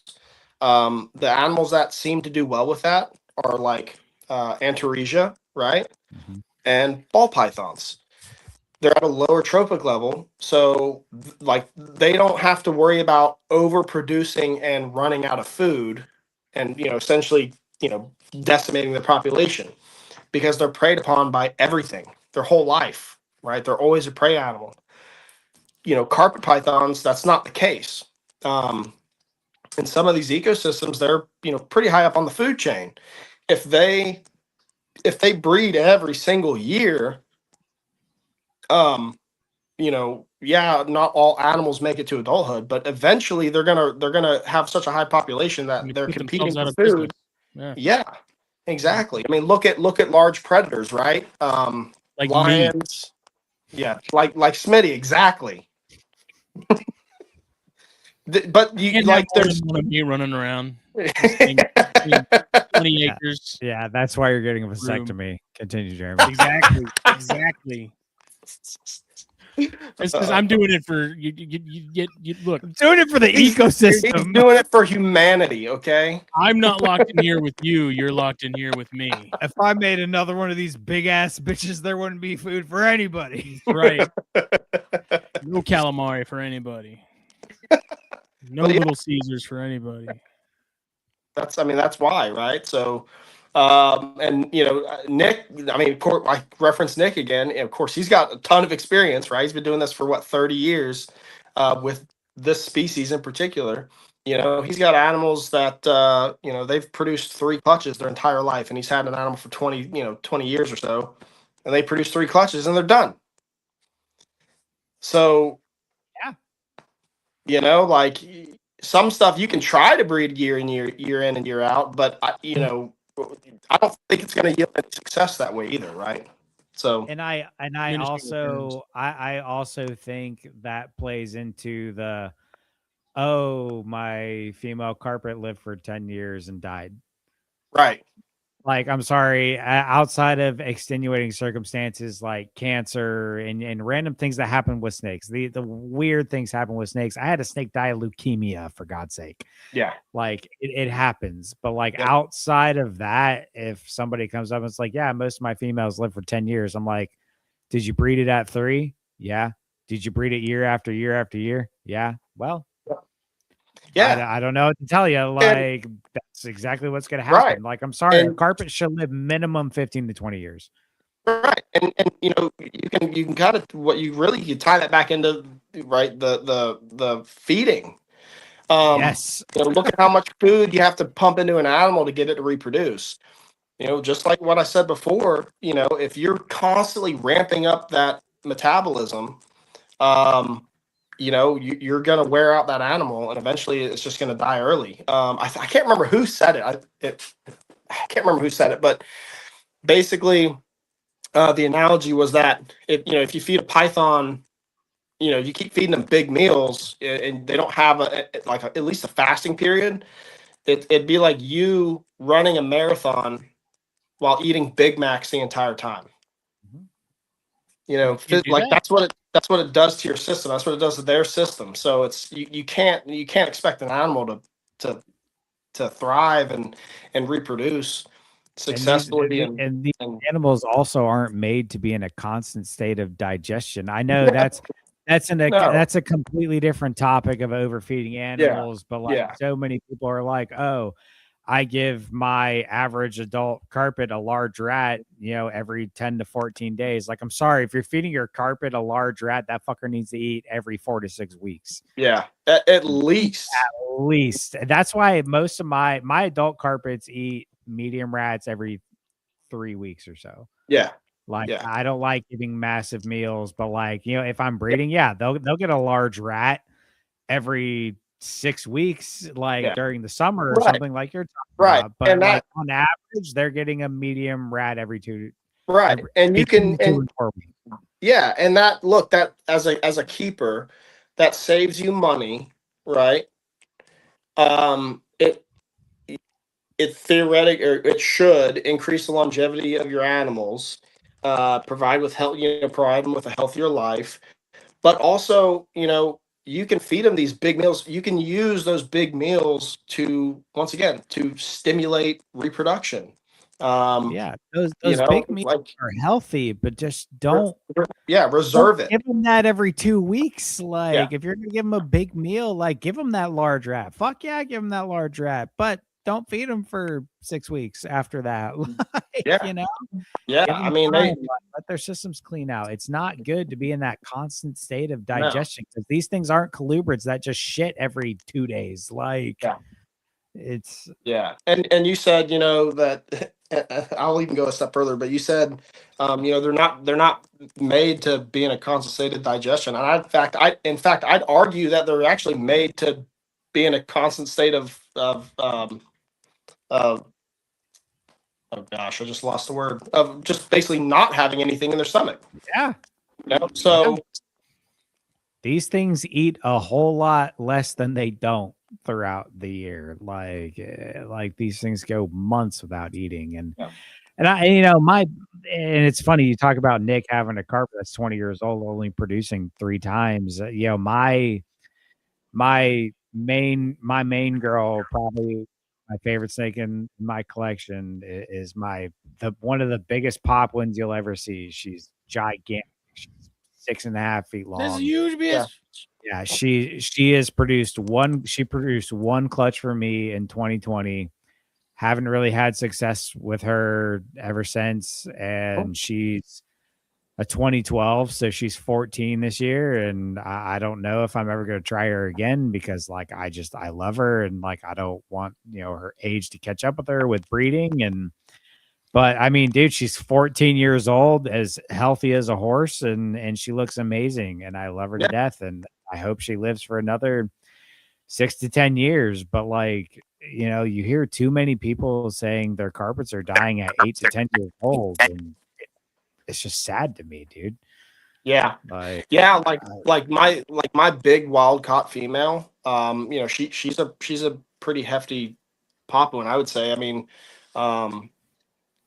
she I have no idea how old she is, right? This year was her second clutch with me. She may never reproduce again, right? Realistically. So yeah, and I'm okay with that. I accept that, right? That's part of working with this species. So that's also why I kept so many animals yeah. from her first clutch. But yeah, I mean, I think just even in today's age with technology and access to information, I think too many people are still listening to other people and taking them at face, taking their word for things. And anybody can look up climate data, and there are plenty of public access journal art, scientific journals and published articles, all these things that people can get for free, and kind of you know like, once again, they can compile a bunch of information and analyze what they think is best suited for them, and go from there. And um I don't I truly believe that we shouldn't be seeing crazy obese animals anymore. But I mean, of course we still will, right? But I have a hard time understanding why we still see it. I don't think it's as prevalent as it was even No, a no, couple of years absolutely ago. I think not. it's gotten a lot better actually for the Yeah. most I mean, part. I think it's gotten better, but it's never going to go away. No, and I recognize that, and that's just human beings, really. Dude, like it's funny. I actually use the ball python that Smitty gifted to me Urge. 7 years ago, whatever. Yeah. Now resides with my girlfriend, and Was it 7 years ago? it's something like that, No dude. way. Yeah, dude. I It's think been a long time. you gave that thing. I Been a long moved back time. here in 2017, and I'm pretty sure you gave me that snake in like 2018. Like 2018 or 2019. So it's at the very latest 2019, and that was 7 years ago. Jesus. So It's been a while, yeah. that snake is all of 7-8 years old now. You kept it that long? Yeah, but what was I supposed to do with it, dude? Like, I mean, for a ball python, amazing ball python. Ate every single time he was offered food. Like, he's been a wonderful snake, but he's fucking tiny. I mean, like, he's literally all of maybe 3 feet long, if that, like, but, and he, like, literally, I would not give him a medium rat. Wouldn't even think about it. That is way too big. He gets a small rat every 2 to 4 weeks. That's a wonderful meal. But he's as healthy as a horse, has Yep. big old bowel movements, wonderful old sheds balls. every time. Like, I mean, but he's getting quote unquote old. Like he's up there, and like he's wonderful.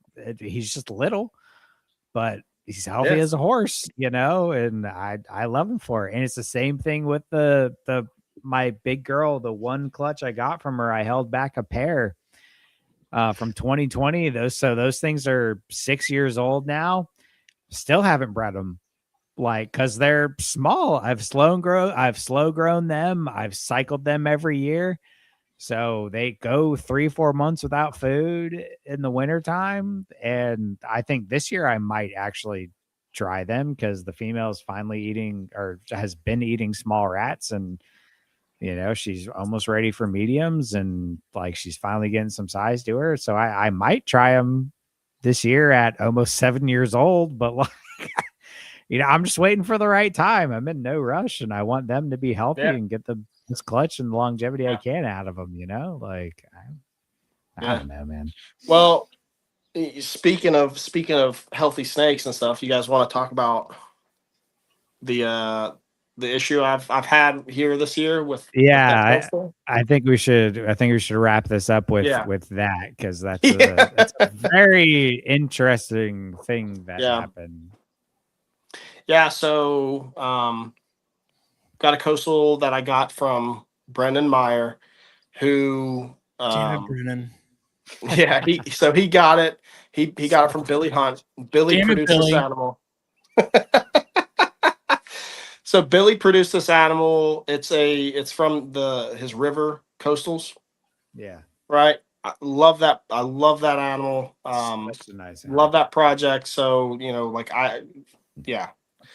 well, I've had her for, I think, 3 years now, maybe 4. I can't remember. And she's been doing great, Well, I was doing routine cleaning and watering and just, checking on everybody on this past Saturday, and was pulling her water, and she was like getting kind of, defensive and struck at me even. I was like, what the heck's going on with you? 'Cause she's a little flighty, but never tries to bite. And so I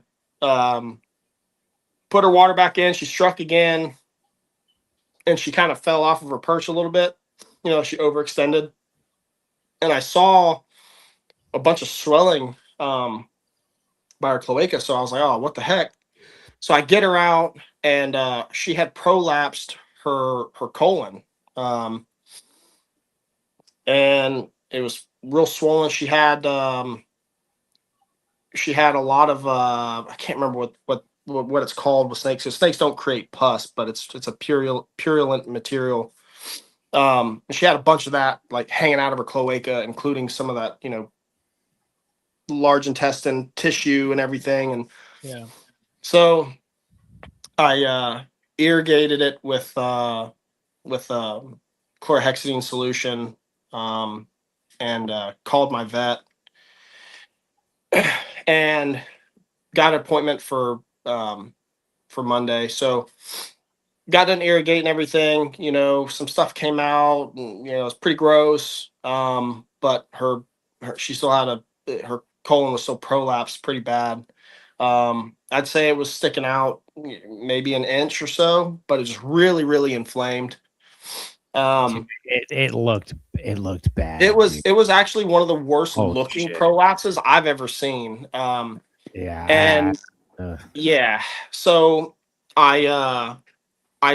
then after I flushed it with chlorhexidine solution, then I let her soak for a while, and I think I diluted it like 0.2% chlorhexidine, and I just real shallow soak, just let her soak, try to loosen up any more of that purulent gunk, try to keep it clean. I sent a picture to Glenn McClellan, and I don't know if you guys met Glenn or know Glenn. So Glenn, he was the author of the Complete Reticulated Python. Mm-hmm. And he's in vet school right now. Like he's getting really close to graduating. So I sent him a picture. I figured at least he'd be interested to see it, right? Well, he called me immediately and was like, "Hey, yeah, you need to definitely get to the vet." I was like, "Yeah, I'm getting her to the vet." He recommended covering with some Vaseline to help trap in that moisture, right? And so I set her up a sterile tub, real basic. She's got a hide, a water bowl, and it's all on paper, right? Got her set up, put her away, or put Vaseline on it, put her away. Sunday goes by, checked on her, and it was still prolapsed, but the inflammation seemed to have gone down a little bit. Some normal color returned to that tissue that was hanging out. It was no longer like rosy red. It was more of like a pink. And then got her to the vet on Monday. Well, I go to pull her out of the transport container at the vet, and it had retracted back in. So, oh shit. yeah. So that was a good thing. I was kind of disappointed in the sense that I wanted the vet to see it, right, to be able to visualize everything. But so we just had to go off the picture that I had. So the vet, she's not an exotics or reptile specialist, but she does have experience with exotics and stuff. And she said, "Look, we the two options are surgery, to try to repair and see what's going on. The other option is, antibiotics, obviously, which were going to be a thing anyway, right, to prevent any kind of systemic infection." And then she also prescribed some anti-inflammatory medication. So got the snake back home, gave her her first dose of medication. She prescribed ceftazidime, which I don't know if anybody's dealt with, sick snakes or anything. Ceftaz is usually prescribed for like upper respiratory infections, pneumonia, and snakes. But it also works very well with anaerobes. So gave her an injection of that, and everything has stayed inside, but she still has swelling, just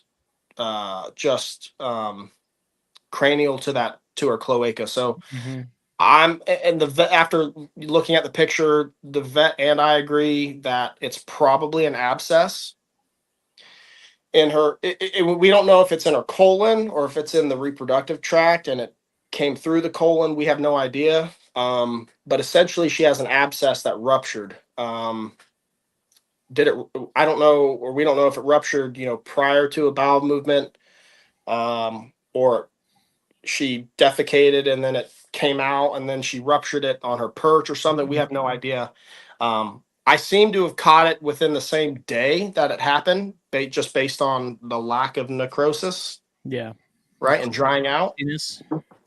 Yeah. So really fortunate there. But yeah, so she's on ceftazidime injections, and an anti-inflammatory, which I've never heard of anti-inflammatories being prescribed to snakes. So we'll see how it goes. But so I think it's called like Medican. So keeping her in a sterile setup. She's got access to, cooler temp of like 78 degrees. And then she's got access to a hot spot of 90. Keeping her on paper and, just doing that. So, this is a 5-year-old animal that, nothing was ever wrong. No indication. I never noticed the abscess before, which, doesn't necessarily mean anything, but just goes to show that, like, anything can happen. We're keeping live animals in boxes, so anything can happen. I'm really glad I've only had to deal with that once. Yeah. Yeah. Knock on wood here. I've never dealt with a prolapse, and I certainly don't want to. But in your scenario, it doesn't sound like it was. I mean, it wasn't just a prolapse. Like, no. This was, being an abscess like that, like, it may have caused a partial prolapse, but Yeah. it seems like there's a whole lot more to it. Yeah. Than that. Yeah. And that goes to what I was talking about with like the random shit snakes can get, man. Like the snake that I had that died from leukemia, like it was fine Yep. one day, the next it shit really green and was all like kind of kinked up towards the cloaca. I made a vet appointment and it was dead the next day. Yep. I took it in Yep. for an autopsy and they're like, yeah, your snake had leukemia. And I was Yep. like, oh, Yeah. okay. Like, Yeah. it's just, yeah, dude, these animals are so good at masking illnesses and injuries that it makes it inconvenient for us as keepers, right? But they do it because in the wild, if something thinks or knows that they're sick or injured, then they're easy prey, right? So yeah, crazy stuff. I don't I don't know what's going to happen with her. Once, like you said, Jake, it's not a case of a simple prolapse. So I don't know how it's going to turn out, but I'm fully transparent about it, and so I welcome questions from people and stuff, and I just hopefully I can whatever I'm going through can help somebody else down the road, right? At least I mean, it's a learning it, so, experience for you, for other people. Like, I mean, dude, I'm not in the game of hiding stuff, man. Everybody knows I had Nido for a period, and it made me a better keeper, at the end of the day. And I don't think people should hide that stuff. I think they should share. And if somebody wants to excommunicate you because of something that happened, then they can fuck right off, in my opinion. Like, bye. like, okay, see ya. Like, I don't know, man. Like, I think we should help each other and talk through these things. And obviously, this was especially nothing of your doing. Like, and that's and initially, there was like the kind of like the guilty conscience of like, how did I miss it? Am I not looking at them enough? And whatever. And the reality of it is like, once again, I ride that line between like a production facility type setup and a hobbyist keeper. And, I made that decision to do that, right? I made that decision to grow my collection to the size I did.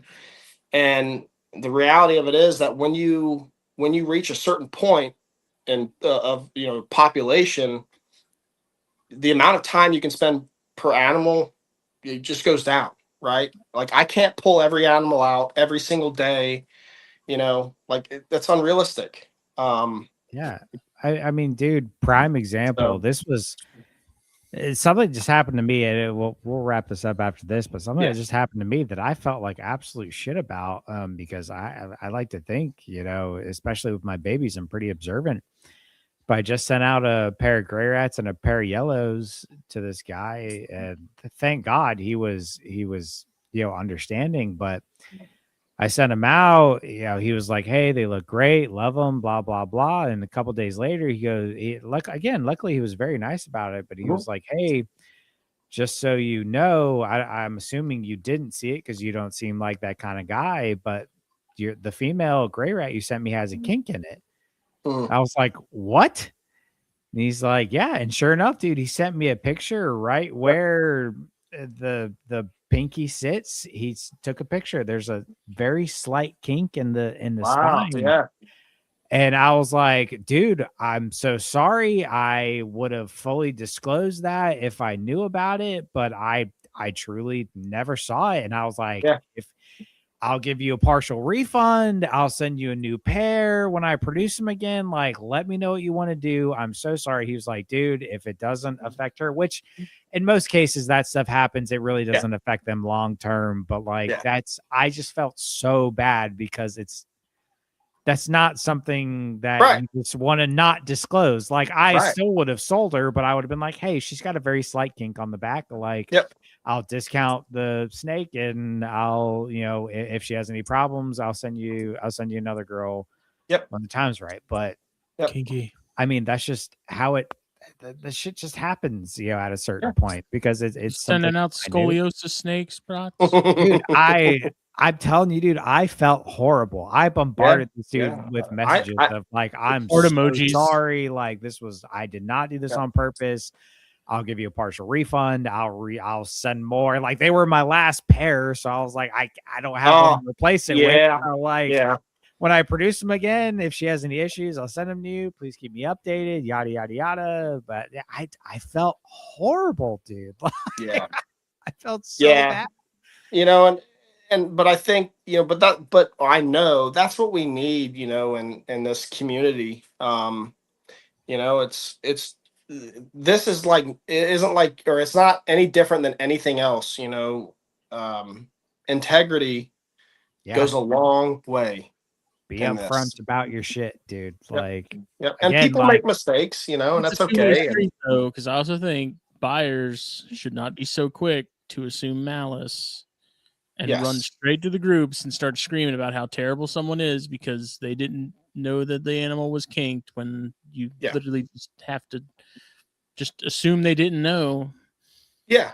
Now, if they had messaged Jake and said, "Hey, this animal's kinked," and Jake was like, "Mom, tough titties," like, or ghosted him, you know. But give the person you bought it from a chance to respond, or like a reasonable time, right? And go from there, you know. And it's like, look, mistakes happen, and you know, nobody's perfect, right? So this was a full-on mistake, dude. Like I felt horrible. Like that was I produced one animal with a couple little kinks in it, and I pretty much gave it to somebody, you know. But like again, at that minimal, it was not egregious whatsoever. I don't think it'll affect her. It was one of those things that, like, as she grows, it'll probably disappear. But at the same time, like, I still would have disclosed that because that's just how I roll. Like I sold a male Danai recently, and he had a scar on his nose from rubbing. When I first got him, he was in quarantine, and he just rubbed the absolute shit out of his quarantine tub. And so he had a bad spot on his nose. It scarred up, but it healed. At a certain point, if I would have told anybody, you probably wouldn't have even known it was there. But when I posted him for sale, I was like, he's got a small scar on his nose from rubbing, doesn't affect him whatsoever, but it's a thing. I took close-up pictures of it, yada, yada, yada. It's not my game, dude. And I was so worried this gentleman was going to be like, fuck you, dude, you screwed me, blah, blah, blah. And I was like, but luckily, again, I'm very grateful that he was understanding. And, you know, I had a lot of conversation with him, and he was like, you don't seem like the type of guy. I'm just letting you know. No, I would have told him that's where you're wrong. It's exactly. Fun fact, I make sure all my snakes are kinked. Dude, I felt bad, not to keep going, but I felt bad when I sent Ish, who I consider a friend. I sent Ish a carpet from last year, and she didn't eat for him the first time. Like, that made me feel bad. You know what I mean? There's nothing you could do about that, you know, but it's just like, so like I can only imagine, but exactly. But even then I was like, I was like, oh dude, I'm so sorry, you know. And you know, but he's like, dude, it's fine, like whatever, you know. And I'm just letting you know. Right. And that's how I would be too, right? Like, oh, don't worry, I'll get it to eat, trust me, you know. But still, like, I felt bad about it. But because dude, that's always like the big thing. Like, anytime I ship out a snake, I'm like, God, I hope this thing eats. But that's like a thing that people need to realize. Buying a new snake, it's a whole new environment. They potentially just got shipped across the entire country in a little box and a little cup. Like, it's sometimes they'll just go off food. That's what happened with this damn rosy boa. Like, I take pride in my rhino rats that when somebody gets it, it'll eat right out of the box. It's full of parasites from all the minnows you feed them. I don't feed those minnows anymore, Dick. I have my own army of guppies that are worm free. Part of that is just taking the time to make sure that it's like that I'm comfortable with. Okay, I'm confident that if I send this to you, it's gonna eat and you're not gonna have issues. Because I'm sorry, and it just be a complete nightmare. And you know, and I mean things go off food. The same, like I said, this happened with the female rosy boa. The thing won't eat. The thing won't eat. I messaged a dude. I did not accuse him whatsoever. I was like, hey, man, this female won't eat.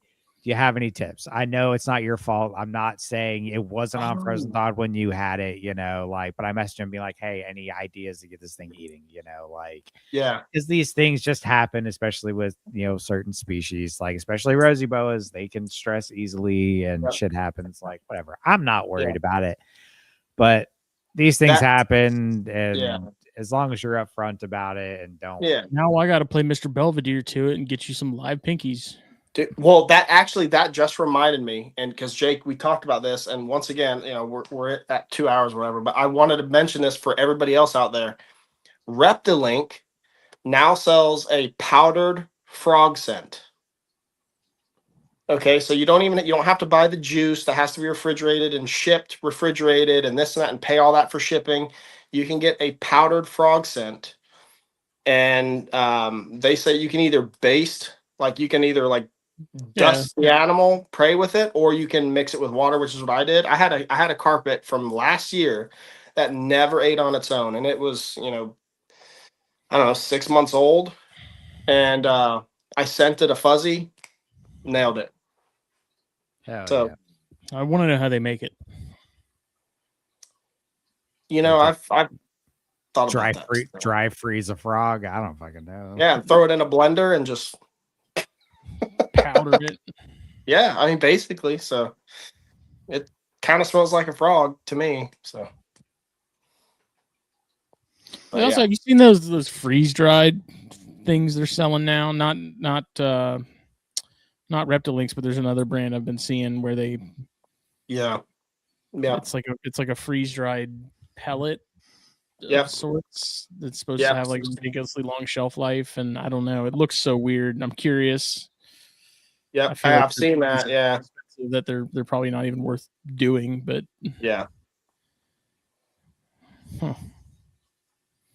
Yeah, I've seen those, and you know, I can appreciate the effort, you know, and the ingenuity, but you know, it's just one of those things. Like, it's not broken, so let's not try to fix it. You know, right. Nah, dude, the powder though, that's a huge, man, between like rat snakes, carpets, you know, hog noses. That'll be a huge. Yeah. Because I tried rats. I even bought some quail, frozen thawed quail or frozen quail that were, you know, I think for like 5 grams. I tried scenting with egg yolk. I tried scenting with fish. I tried different kinds of fish. I tried all kinds of things. And the snake she was timid, never wanted to eat. Like I said, I mixed up a little of that powder and I washed the frozen thawed fuzzy, dried it off, and then just basted it in that mix, the powder water mix, offered it, and it took it off tongs. That's crazy, dude. And now she's eating unscented frozen thawed. That's what needs to be done with that spec, Jake. I probably wouldn't hurt. I just sent the link to Olson because he's got those chondros that aren't nice. Yeah, I'd say give it a shot. And what was intriguing to me too is, once again, you don't have to pay extra for that. You know, because I think with Reptile you have to have a certain sized order to get to buy their links and right, or their juices and stuff. You don't have to do that. They ship it to you in a you know, one of those padded envelopes. Yeah. And then they send you the tube, so you can mix it with water, pre-mix it with water, and store it in a tube to make the juice yourself and freeze it, or you can keep it as a powder, mix it as you need. It's so convenient. So you know those little little candy sticks that come with the powder. That shit. The pixie sticks. I got an idea. Yeah, pixie sticks. Hear me out. Damn it, man. It'll make sense. Yeah. Well, this has been Halloween will be here before you know it, kids. Yep. Well, this has been a wonderful episode of THP, the first one in quite a while. So thank you, Jeremy, for kicking us back off of hopefully getting the show back on track. This has been an awesome episode. Kind of going back to the roots, man. You know, our very first episode of THP was about carpet python myths. So it's cool to bring it back to some carpets. Feel like we haven't talked about them in a Many while. moons ago. Many moons ago. 227 episodes ago. But as always, this episode is brought to you by Fulvius Apparel, the wonderful man on the screen here, owner, operator of said company, makes the best. You're pointing at me. He's the shittiest boss. Oh, well, I'm pointing at Smitty on my screen. Well, so. I don't know who's who. I don't know, but best herp gear in the industry. Really cool shirts. Get some of your NC2 line. Super cool. Go ahead and get your herping gear going for the season. Huh? Are you having a stroke? No, I'm not having a stroke. You struggle. Damn, I haven't done this in a while. Okay. Dust it off. Dust it off. I'm dusting. Anyways, actually, fuck all that. Don't hit a Fulvius Apparel. Justin's an asshole. Yeah. But use code THN at checkout. Right. Use code THN at checkout. Correct. Get 15% off your order. 15% off your order. That's for nowhere else gets you a listeners. 15% off your order. Yeah. And then after you order some cool shirts and bullshit from that nerd, go ahead and head over to blackboxcages.com. Check out all the PVC options they have, racks, cages, everything you could imagine. It's beautiful. It's wonderful. It's Endless quality. options. Endless options. If you can dream it, they probably have it. So check them out. Use code, I believe, THN25 for 5% off your order. I think that's correct.